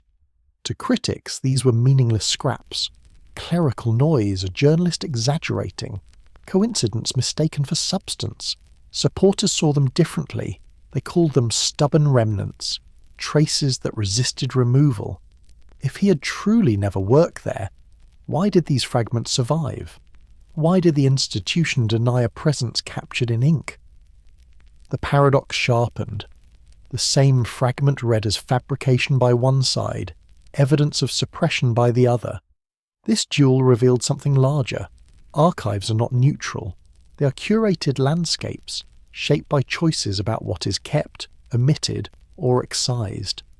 A gap in the record may not always be accident. Sometimes it is a design. History remembers this pattern. In the Cold War, dissidents found their academic lives hollowed from within. Degrees nullified, citations withdrawn, entire dissertations pulled from shelves, leaving only empty catalogue numbers. One scholar recalled opening a journal to find his name blacked out, the line excised. Another described standing before a library shelf where his work should have been, only to see the sequence broken, a vacancy in the row like a missing tooth. But the use of erasure stretches far beyond the 20th century. The Library of Alexandria is remembered less for what it held than for what was lost. Scrolls incinerated or dispersed, knowledge reduced to whispers of titles. In China's Qin dynasty, imperial decrees ordered entire philosophies burned, with scholars buried alive to enforce the silence. In medieval Europe, entire works were blacklisted, names of thinkers purged from manuscripts so thoroughly that only the absence itself survives. Each act shows the same logic. Destroy the record, and you diminish the voice. Lazar's contradictions fit this lineage uneasily. Perhaps his fragments are accidents, an inflated caption, a contractor's entry. Or perhaps they are the remnants of a deliberate purge, proof left behind by oversight. Both possibilities hover in the same fractured trail. The skeptics pressed their advantage. To them he was a man cloaked in borrowed robes, dressing himself in prestige he had not earned. The defenders answered that the robes had been torn away, leaving him stripped, his story made unbelievable by design. Two reflections cast from the same mirror. What makes this paradox durable is not the fragments themselves, but their incompleteness. They never tip the scale fully one way. They remain suspended, inviting endless argument. Critics call them noise. Believers call them fingerprints. Each interpretation strengthens its opposite. And so, the credibility war grew heavier. A resume can be constructed from names and dates, but it can also be hollowed by gaps. Lazar's story lived in those gaps, in the missing files, the faint traces, the omissions that resisted closure. History warns us that such omissions are not always benign. Scrolls turn to ash, theses withdrawn, names struck from citations, all remind us that silence is not neutral. It can be weaponized. Placed in that context, Lazar's fractured paper trail feels less like an accident and more like a performance of power. Whether by his hand or another's, the result is the same. A man existing in fragments, his identity split between what appears and what is denied. And when a life is caught in that tension, the result is not clarity but a hollowness that pulls every interpretation into its centre. By the late years, Lazar's story was less about discs in hangars than about the hollowed trail behind him. Entire panels at conferences circled transcripts that could not be found, professors who did not confirm him, jobs that seemed to dissolve in contradiction. His legend was debated not through propulsion systems, but through gaps in resumes and missing credentials. For Lazar, this became its own burden. He could sketch the curves of a reactor, but he could not inscribe himself back into a registrar's ledger. Each interview became less about machines and more about a mission. Skeptics pointed to the stripped trail as proof of fabrication. Supporters insisted the omission was the clearest sign of suppression. Both sides clung to the same vacancy and claimed it as victory. Friends noticed the toll. His voice, once halting but curious, grew heavy with weariness. He no longer sounded like a man unveiling secrets, but like one repeating a weight he could not set down.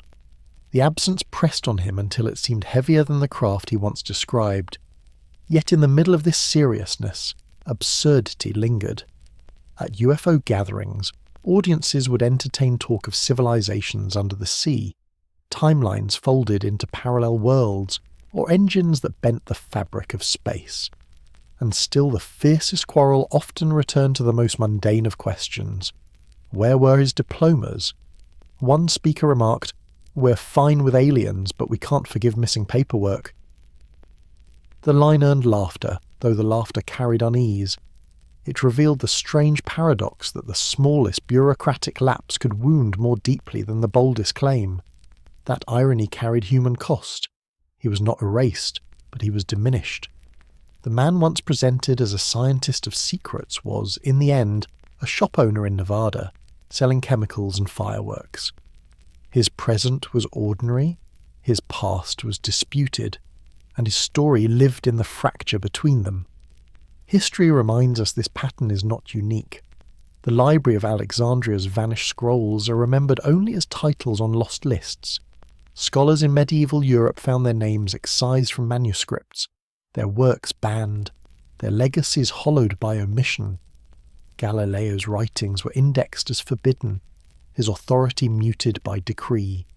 Again and again, records shape memory, not only by what they preserve, but by what they remove. Lazar's contradictions echo that lineage.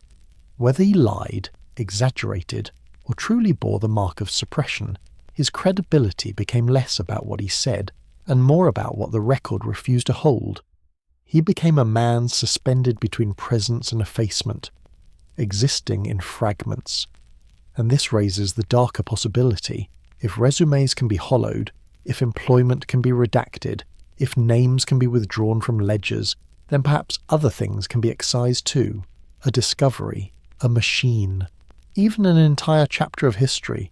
The fences at Groom Lake were built of steel and warning signs. The barriers in the archives were quieter but stronger still. Gaps, omissions, excised traces. Those absences became the real guardians of credibility, harder to see but just as effective.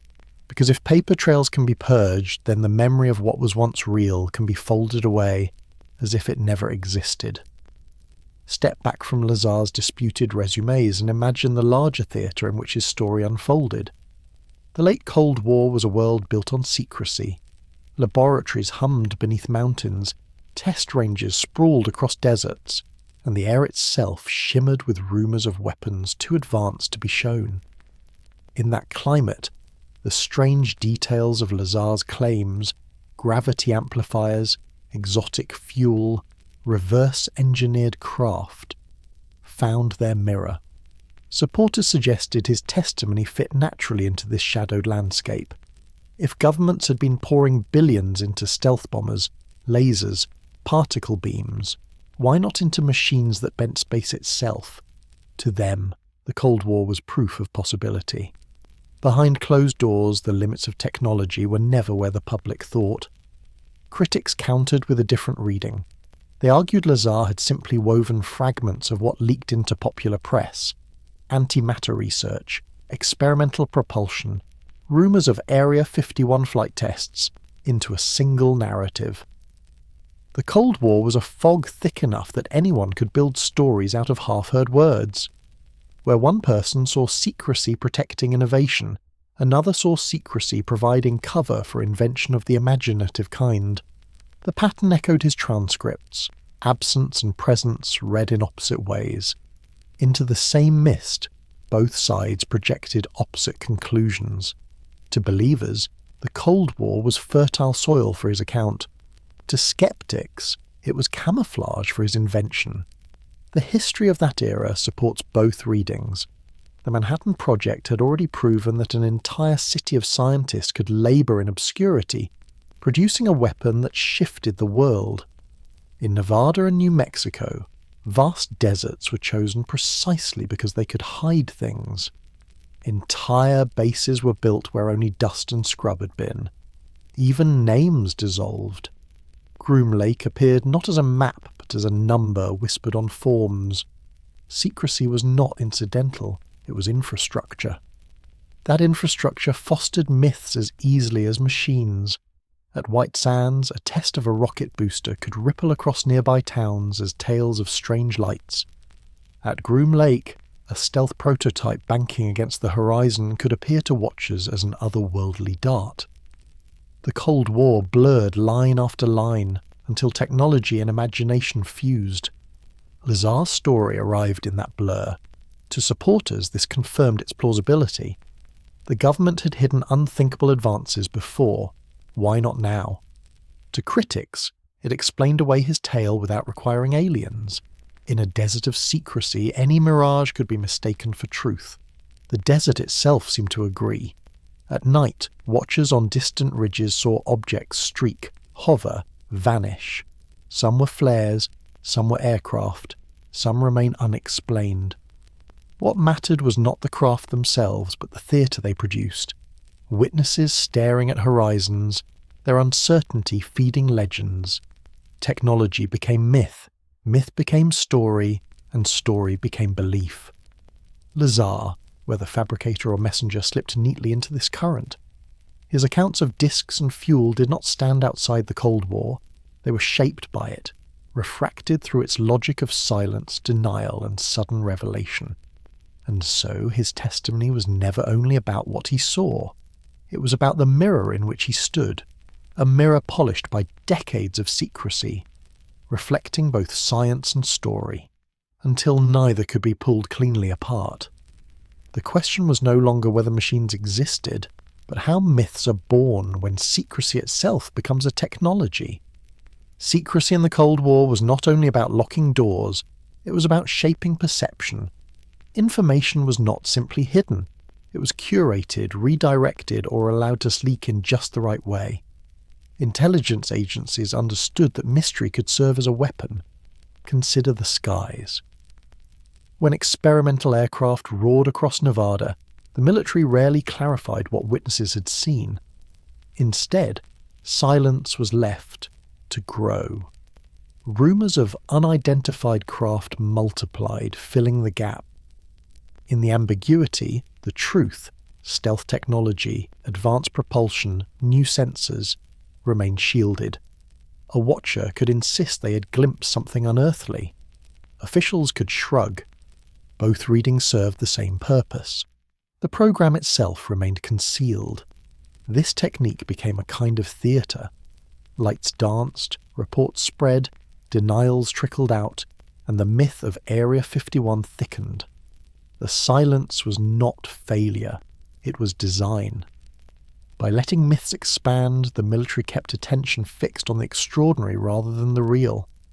Lazar's story entered that theatre at the perfect moment.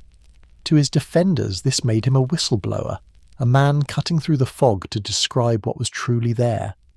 To his detractors, it made him a character written by the fog itself, repeating the very myth secrecy was meant to amplify. Both readings rested on the same fact. Secrecy breeds legends as readily as it breeds machines. History offers parallels. In the 1950s, American intelligence quietly fed UFO rumours to disguise U-2 spy plane flights. Reports of silver discs in the stratosphere spread through newspapers. The truth was mundane but classified. Thin contrails and high-altitude glints mistaken for otherworldly craft. Yet the government rarely corrected the record, because the myth shielded the machine. Other powers followed similar paths. The Soviets allowed rumours of superweapons to circulate abroad, inflating their perceived power.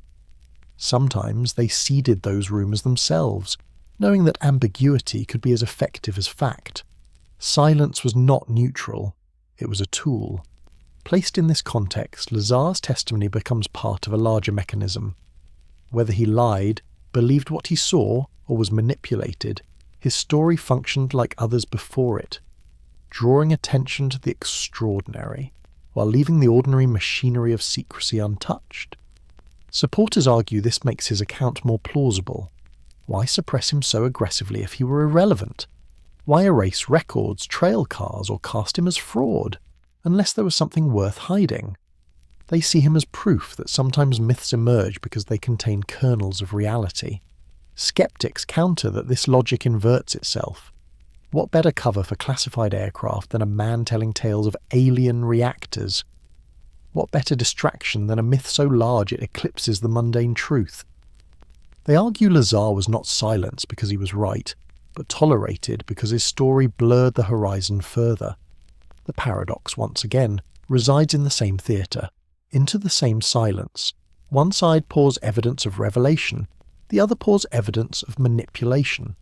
Both drink from the same cup.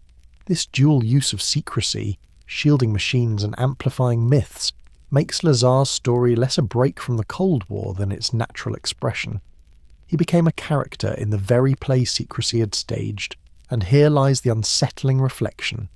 Secrecy itself functions like a technology. It can warp perception, bend stories, refract truth, until no single account can stand without distortion.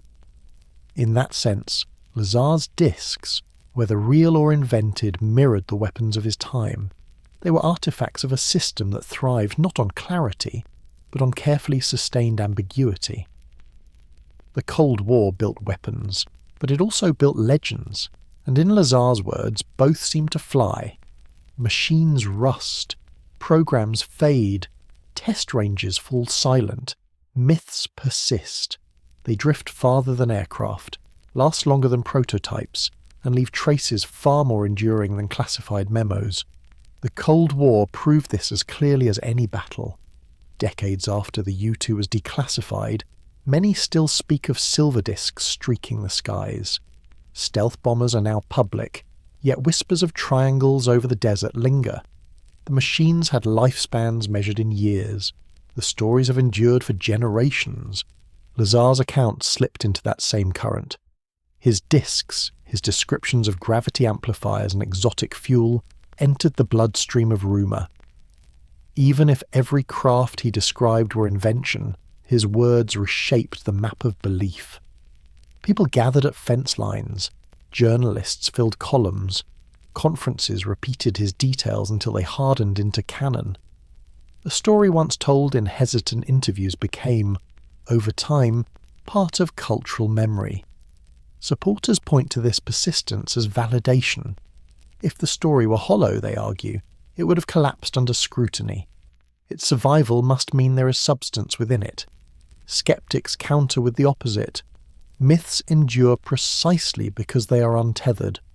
A story unmoored from proof can stretch, adapt, survive. Both readings fit the same persistence. The paradox mirrors earlier ones. Into the same endurance, one side sees proof, the other illusion. But perhaps the deeper point is this. Secrecy ensures that myths thrive. Silence is fertile ground. In absence, imagination grows wild. History widens the view. The lost library at Alexandria shaped centuries not through what it preserved, but through what it failed to. Its void became a symbol of a knowledge denied, a story larger than its shelves. Medieval bans on forbidden books carried similar weight. Many of the works survive today only because they were forbidden. Erasure, whether deliberate or accidental, often strengthens what it seeks to suppress. So it may be with Lazar. His contradictions, his fractured trail, the institutions that rejected him, all of these became fuel. The denials gave his story longevity. Each gap became a stage on which others could project. He stopped being one man. He became a mirror for questions larger than himself. What do institutions hide? What power does silence hold? How thin is the line between suppression and fabrication? This is why the story endured even as Lazar himself retreated. He moved into quieter work. His voice grew weary, yet the legend carried forward. People still drive into the desert, still camp on ridges, still argue in dim auditoriums about element 115 and discs in hangars. The machinery of secrecy had produced something it could not retract, a myth stronger than the machines themselves. And here lies the unsettling reflection. If myths can outlast the weapons that birthed them, then secrecy may produce legacies more enduring than technology. The Cold War left behind stealth fighters, nuclear silos, decommissioned ranges. But it also left behind a scaffolding of belief, stories of watchers, hidden projects, forbidden knowledge. Lazar's tale, whether false, true, or something in between, became one more beam in that scaffolding. It reflects less on him than on us, and on the systems we inhabit. Machines vanish. Stories remain. The question is whether those stories are accidents of imagination, or whether they are cultivated, deliberately seeded, shaped, and allowed to grow because they serve a purpose. In Lazar's case, the answer remains elusive. Was he describing something real, or was he himself a crafted distraction? And if distraction was the design, then perhaps his story was never meant to be solved at all. Perhaps it was meant to endure, to linger like contrails that stretch long after the aircraft is gone. The machines may be buried, but the mirror endures, and in it we glimpse how secrecy itself takes flight. If archives and laboratories guarded Lazar's credibility in silence, the media exploded it into noise. What secrecy withheld, television amplified. In the late 1980s, the Cold War's atmosphere of shadowy programs collided with a new landscape of late-night talk shows, tabloids at grocery store racks, and cable stations eager for spectacle. Into that current stepped Lazar, soft-voiced, awkward, reluctant, and unforgettable. His first televised interview, filmed in shadow with his identity concealed, carried more power than any document could. A man in silhouette, speaking of discs hidden in desert hangars, lent his words a gravity that paperwork alone never could. The medium itself became his amplifier. He didn't need transcripts when viewers could see fear in his posture, hesitation in his pauses. He appeared not as a polished fraud, but as someone pressed into revelation. Supporters called it bravery, a whistleblower risking his safety to tell the world. Skeptics called it performance, a man who understood how mystery thrives in half-light. Both readings lived in the same broadcast. The paradox repeated when his name became public. Local news anchors framed him as the man who claimed to have seen what no one was meant to see. Overnight, he went from anonymity to icon, a figure who embodied the very myths that had circulated around Groom Lake for decades.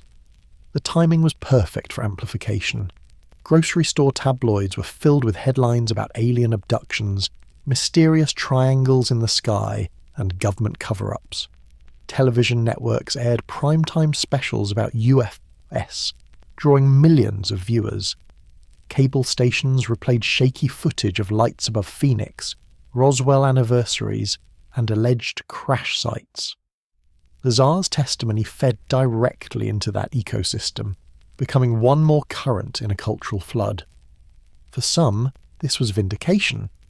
A man who once seemed a solitary voice now appeared part of a global chorus. His words were repeated, edited into documentaries, quoted at conferences.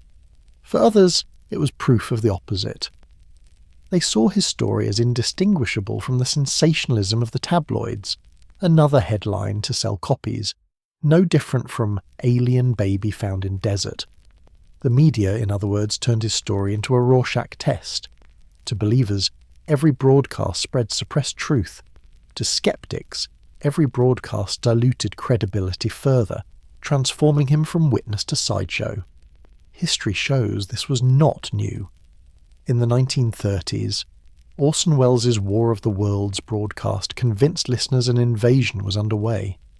In the 1950s, flying saucer clubs published pamphlets with lurid covers, artifacts that now look quaint but once swayed imaginations.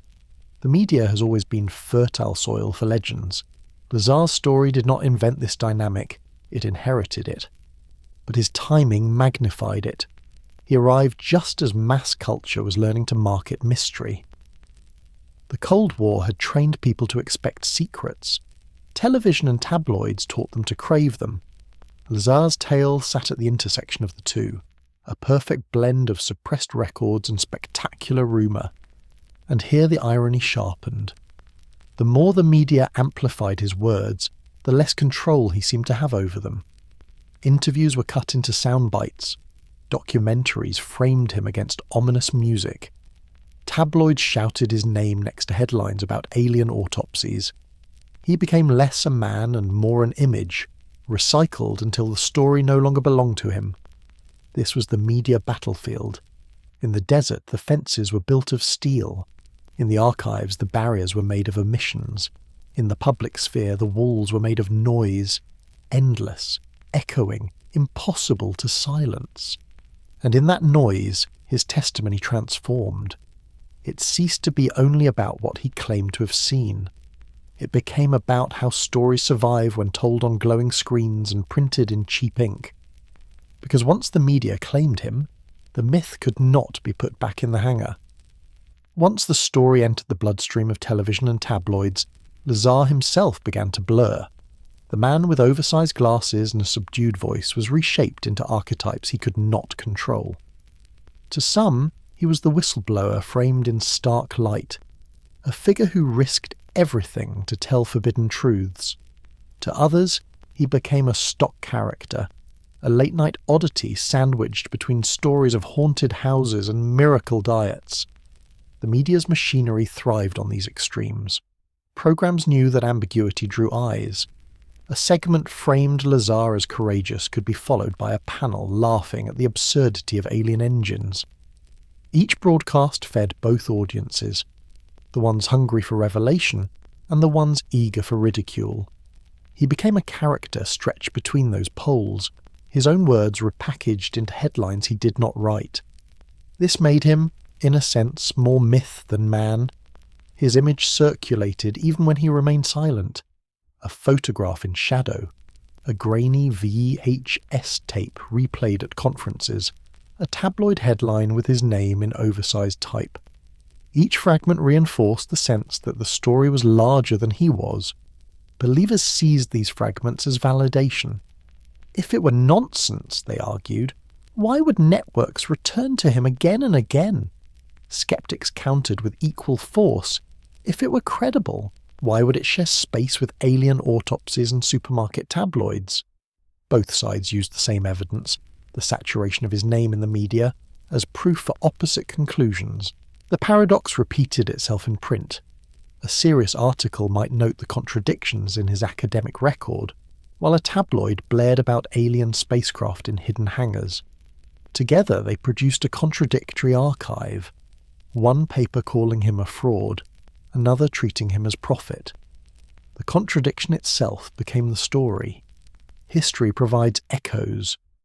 In the 19th century, reports of airships filled newspapers across America, fueled by pranksters, misidentifications, and the hunger for wonder. Each article, whether mocking or earnest, contributed to the same ballooning legend. The public never agreed on what had flown, but they agreed something worth debating had passed overhead. In much the same way, Lazar's story thrived not because the media resolved it, but because the media refused to let it vanish. The irony grew heavier as the years passed. Lazar himself withdrew, retreating into quieter work. Yet his story outpaced him. Conferences debated details he no longer spoke of. Documentaries replayed interviews from decades earlier. In time, his silence mattered less than the noise around him, and in that noise he was no longer only Lazar. He was a cipher for larger anxieties: government secrecy, Cold War paranoia, the hunger for wonder in an age of technology. The tabloids may have placed him next to stories of Elvis sightings, but even that juxtaposition served a function. It framed him as part of the cultural theatre of the late 20th century, where truth and parody shared the same page. Skeptics pointed to this theatre as evidence of fraud. Believers pointed to the same theatre as evidence of censorship giving way to exposure. The battlefield was not about transcripts anymore, nor propulsion systems. It was fought in headlines and reruns, with each side claiming the same noise as proof of their case. And here, secrecy itself changed form. In the desert it had been fences, in archives it had been omissions, in the media it was distortion. Truth stretched into spectacle until its shape was no longer clear. What began as one man's testimony had become a story carried by images, sound bites, and exaggerated covers. Lazar the scientist blurred into Lazar the symbol, a man both ridiculed and revered, and in that duality his myth endured, louder than any one broadcast, stronger than any one denial, because once the media had remade him, he was no longer his own witness, he was everyone's projection. By the turn of the millennium, Lazar's voice had grown quiet, but his image had only multiplied. His interviews were digitized, clipped, and shared. VHS tapes became DVDs, and later streaming files. Documentaries replayed his words with ominous synth tones, intercut with desert footage and flashing lights. Even when he gave no new testimony, the media kept him alive. Supporters found reassurance in this persistence. They argued that legends die quickly unless anchored in truth. Skeptics countered that myths thrive precisely because they detach from reality. The paradox repeated, but in a new register: endurance as evidence, endurance as illusion. Internet forums gave the story fresh life. Early message boards dissected every line of his interviews, zoomed in on grainy stills, debated the angle of hangar doors. In time, social media amplified those debates further, turning Lazar into a meme, a shorthand for hidden knowledge and government denial. To some he was a punchline, to others a prophet. Either way, he remained unavoidable. Pop culture joined in. Films borrowed imagery of discs tucked into desert hangars. Television shows wove sly references to Element 115. Characters modelled after Lazar appeared in dramas, comedies, even cartoons. Each reference folded him deeper into cultural DNA. By then, his story had become more than a claim. It was a symbol, invoked whenever people spoke of secrecy, withheld technology, or alien possibilities. The irony was that this amplification worked independently of him. Lazar could retreat into his shop, avoid interviews, even decline invitations. Yet the story carried forward without him, replicated by the media like an echo that no longer needed its source. He was present even in his absence, a man sustained by circulation rather than speech. Skeptics found this damning. To them, the transformation from man to meme revealed the story's emptiness. It had become spectacle, not testimony. Believers argued the opposite, that such persistence could not be coincidence, that culture clings only to what matters. Both sides looked at the same saturation and drew opposite reflections. History offers reminders. Folklore often outlives its tellers. The medieval tales of green children in Suffolk, the 19th century reports of phantom airships, the Cold War stories of cosmonauts lost in orbit, each began as rumour, perhaps even fabrication. Yet their survival gave them a kind of authority, not in fact, but in presence. They became cultural touchstones, whether or not they described real events. So it was with Lazar. He no longer needed to insist on gravity amplifiers or exotic fuel. The culture had absorbed those details, reshaped them, and spread them endlessly. His story became one of those echoes that exists less as claim and more as inheritance. And in this lies the deeper reflection. Media is not neutral. It does not only record events, it molds them, multiplies them, and ensures they persist in forms the originator never intended. Once a myth is broadcast, it cannot be recalled. It mutates, outpacing the individual and even the machine. For Lazar, the discs may or may not have existed. The propulsion may or may not have been real, but the myth, woven through film, forum, and folklore, became undeniable. It had taken on its own life, independent of the man who first whispered it. The desert fences once guarded craft. The archives once withheld names. But the media battlefield proved stronger than both. A single broadcast could slip past gates and ledgers, entering homes, shaping memory, planting itself in imagination. And once there, the myth no longer belongs to the witness. It belongs to everyone. Because in the end, what survives is not only what may have been seen in hangars, but what was seen on screens. When the cameras dimmed and the tabloids moved on, the story did not die. It seeped into communities that studied the sky, into late-night radio shows that thrived on whispers, into living rooms where people spoke in low tones about what governments hide. Lazar's account, disputed or not, became a seed that germinated in culture. For ufology, his testimony was a dividing line. Before him, the field had been a patchwork of crash reports, abduction tales, and scattered lights. After him, it had a new vocabulary. Discs in desert hangars, gravity amplifiers, element 115. His words supplied images that could be argued, debated, refuted, or defended. Even those who doubted him still found themselves speaking his language. Supporters embraced these details as revelation. They saw Lazar as a whistleblower who had given them schematics of the hidden. Skeptics saw him as the man who had derailed the field, feeding the press exactly the caricature they wanted. A scientist whose claims dissolved under scrutiny. But even in dismissal, his influence was undeniable. He had changed the terms of the conversation. That influence bled outward. Scientists, even those far removed from UFO debates, found themselves confronted with questions about isotopes, propulsion, and the boundaries of physics. They often answered with caution, pointing to gaps in evidence.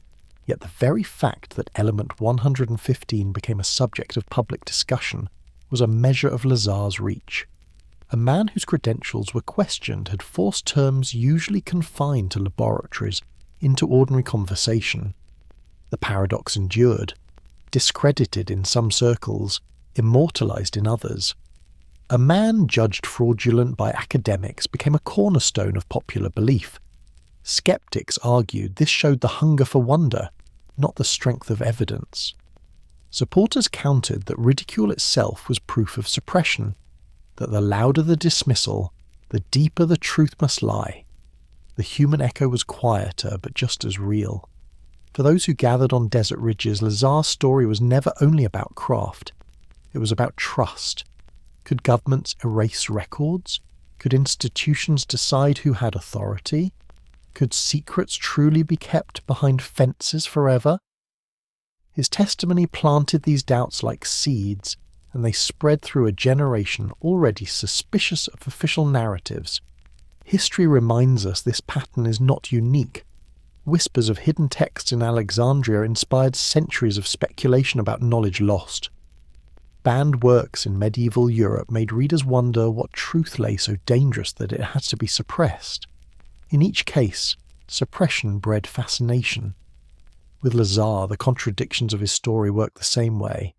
What could not be proved became all the more alluring. And so his legacy stretched beyond physics and propulsion. It became part of a larger cultural movement, the sense that reality is fractured, that institutions decide what can be seen, that absence itself may conceal substance. Whether or not he was right about discs in hangars, he was right about one thing. Once secrecy takes root, stories will grow from it. In the years after his first broadcast, Lazar faded from the spotlight. He moved into quieter work, shunning interviews except when coaxed back for anniversaries. But the fallout of his claims never stopped unfolding. His name surfaced whenever people spoke of Groom Lake. His words echoed in debates about trust and technology. His shadow stretched far beyond the fences he once described. And that's part of his legacy. A man diminished in his own life, but enlarged in story. As Lazar's image blurred into myth, his influence spread into places he had never intended. The details of disks and reactors may have been specific, but the larger theme, institutions hiding truth, proved universal. That idea became fuel for conspiracies that reached far beyond the Nevada desert. Supporters argued he revealed a template: governments erase, deny, suppress. Once you accept that pattern, it can be applied anywhere. Skeptics countered that his tale was itself a template, proof of how quickly people leap from contradiction to grand design. Either way, the structure of his story, missing records, hidden projects, silenced witnesses, became scaffolding reused again and again. You see it in the growth of conspiracy culture across the 1990s. Talk radio hosts replayed his claims beside stories of black helicopters and underground bases. Internet forums, primitive at first and sprawling later, built entire threads around him. His name became shorthand. If they can erase Lazar, what else can they erase? The specifics of physics faded. What endured was the suspicion. That suspicion spread beyond UFOs. Movements doubting assassinations, pandemics, elections, even history itself borrowed Lazar's framework. Each leaned on the same logic. If a resume can vanish, so can any record. If laboratories can deny a worker, any institution can deny a truth. Lazar's contradictions became a model. His absence turned into a pattern others copied. For skeptics, this was the deepest damage. They argued his story undermined trust not just in institutions but in discourse itself. By showing how easy it was to spin gaps into conspiracies, he seeded a culture where every silence suggested deception. The hunger for evidence became less important than the allure of a mission. Supporters saw it differently. To them, he had pulled a thread that unravelled deeper deceptions. His case was not unique but archetypal, proof that institutions everywhere control what is remembered and what is forgotten. Where critics saw paranoia, defenders saw awakening. Again, the same absence split into opposite meanings. The historical echoes are sobering.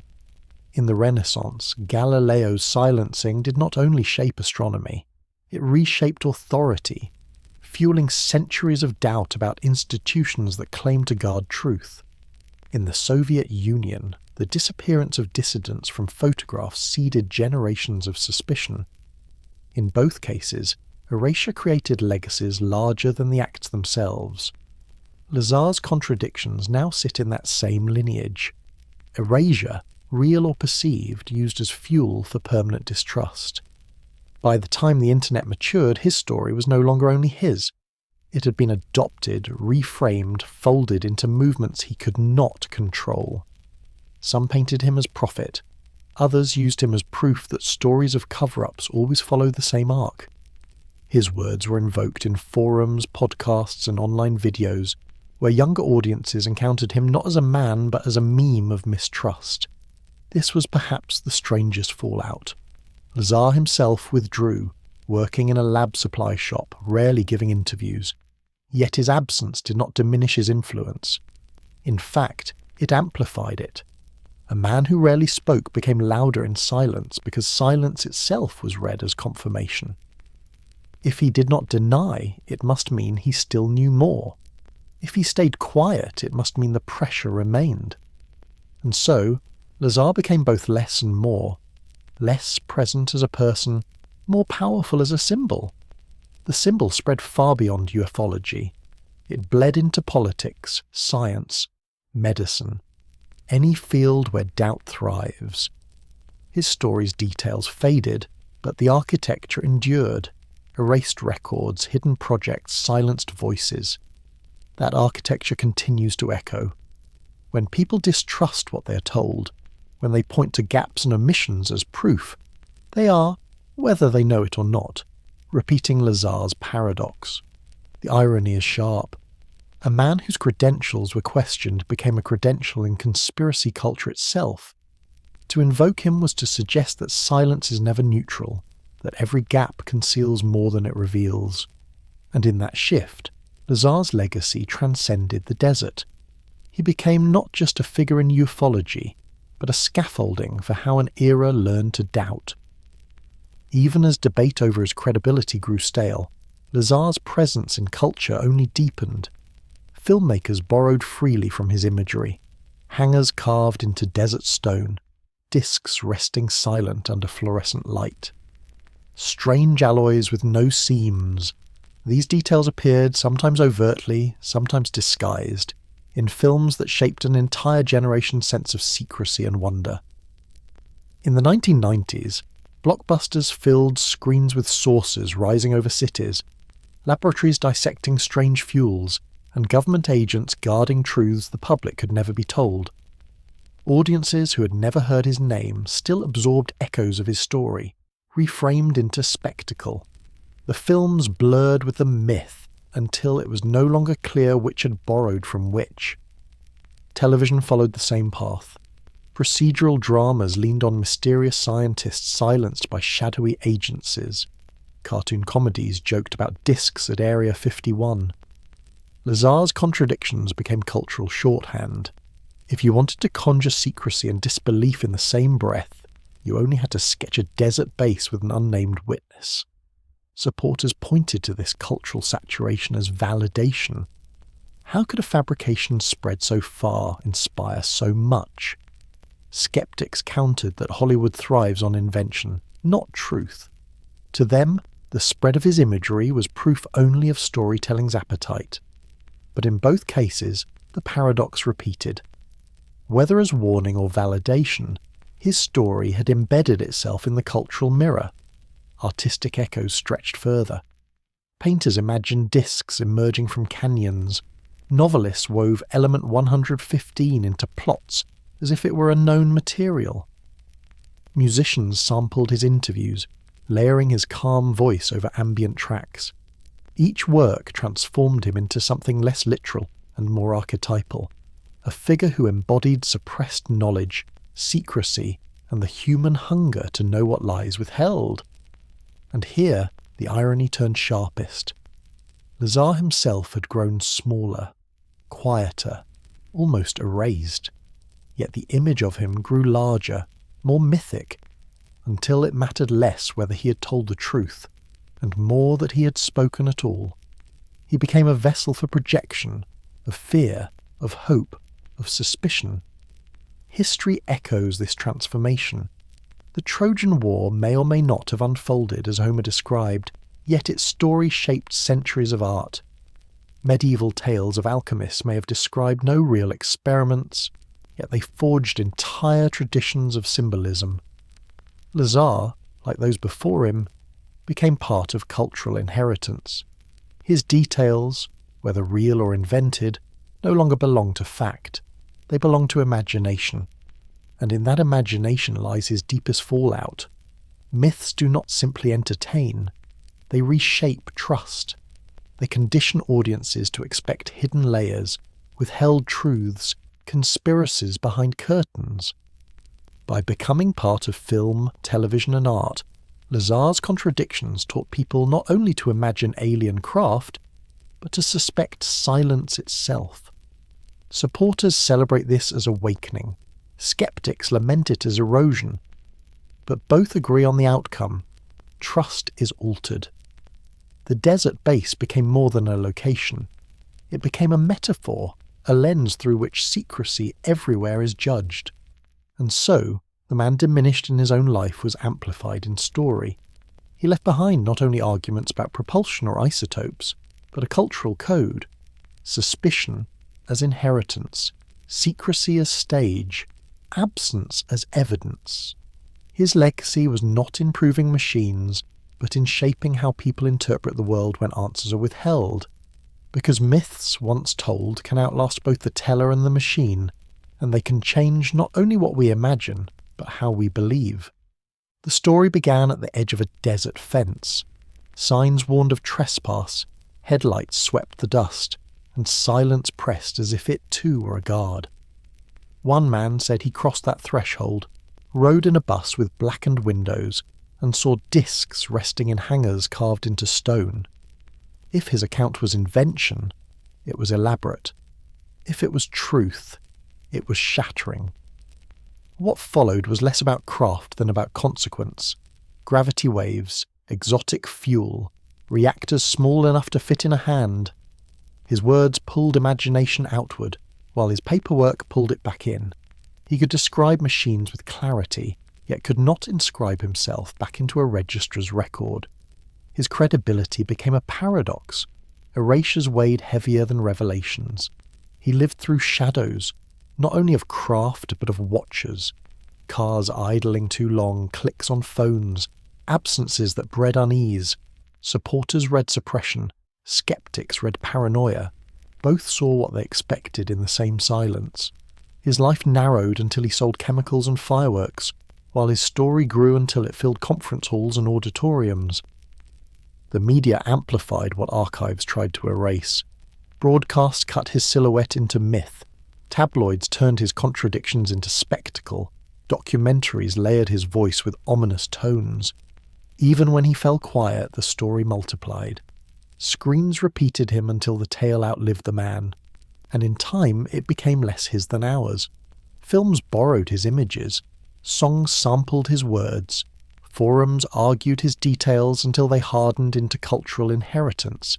He became less a witness than a mirror, reflecting the questions of an age. Because the legacy of secrecy is not only in what is built, but in what is imagined. The Cold War left behind stealth bombers and missile silos, but it also left behind scaffolding of suspicion. Fences and omissions taught generations that silence may conceal more than it admits. Lazar's tale folded into that scaffolding, one more beam in a structure built from doubt. Supporters still insist he was right all along, that his contradictions are marks of suppression, not deceit.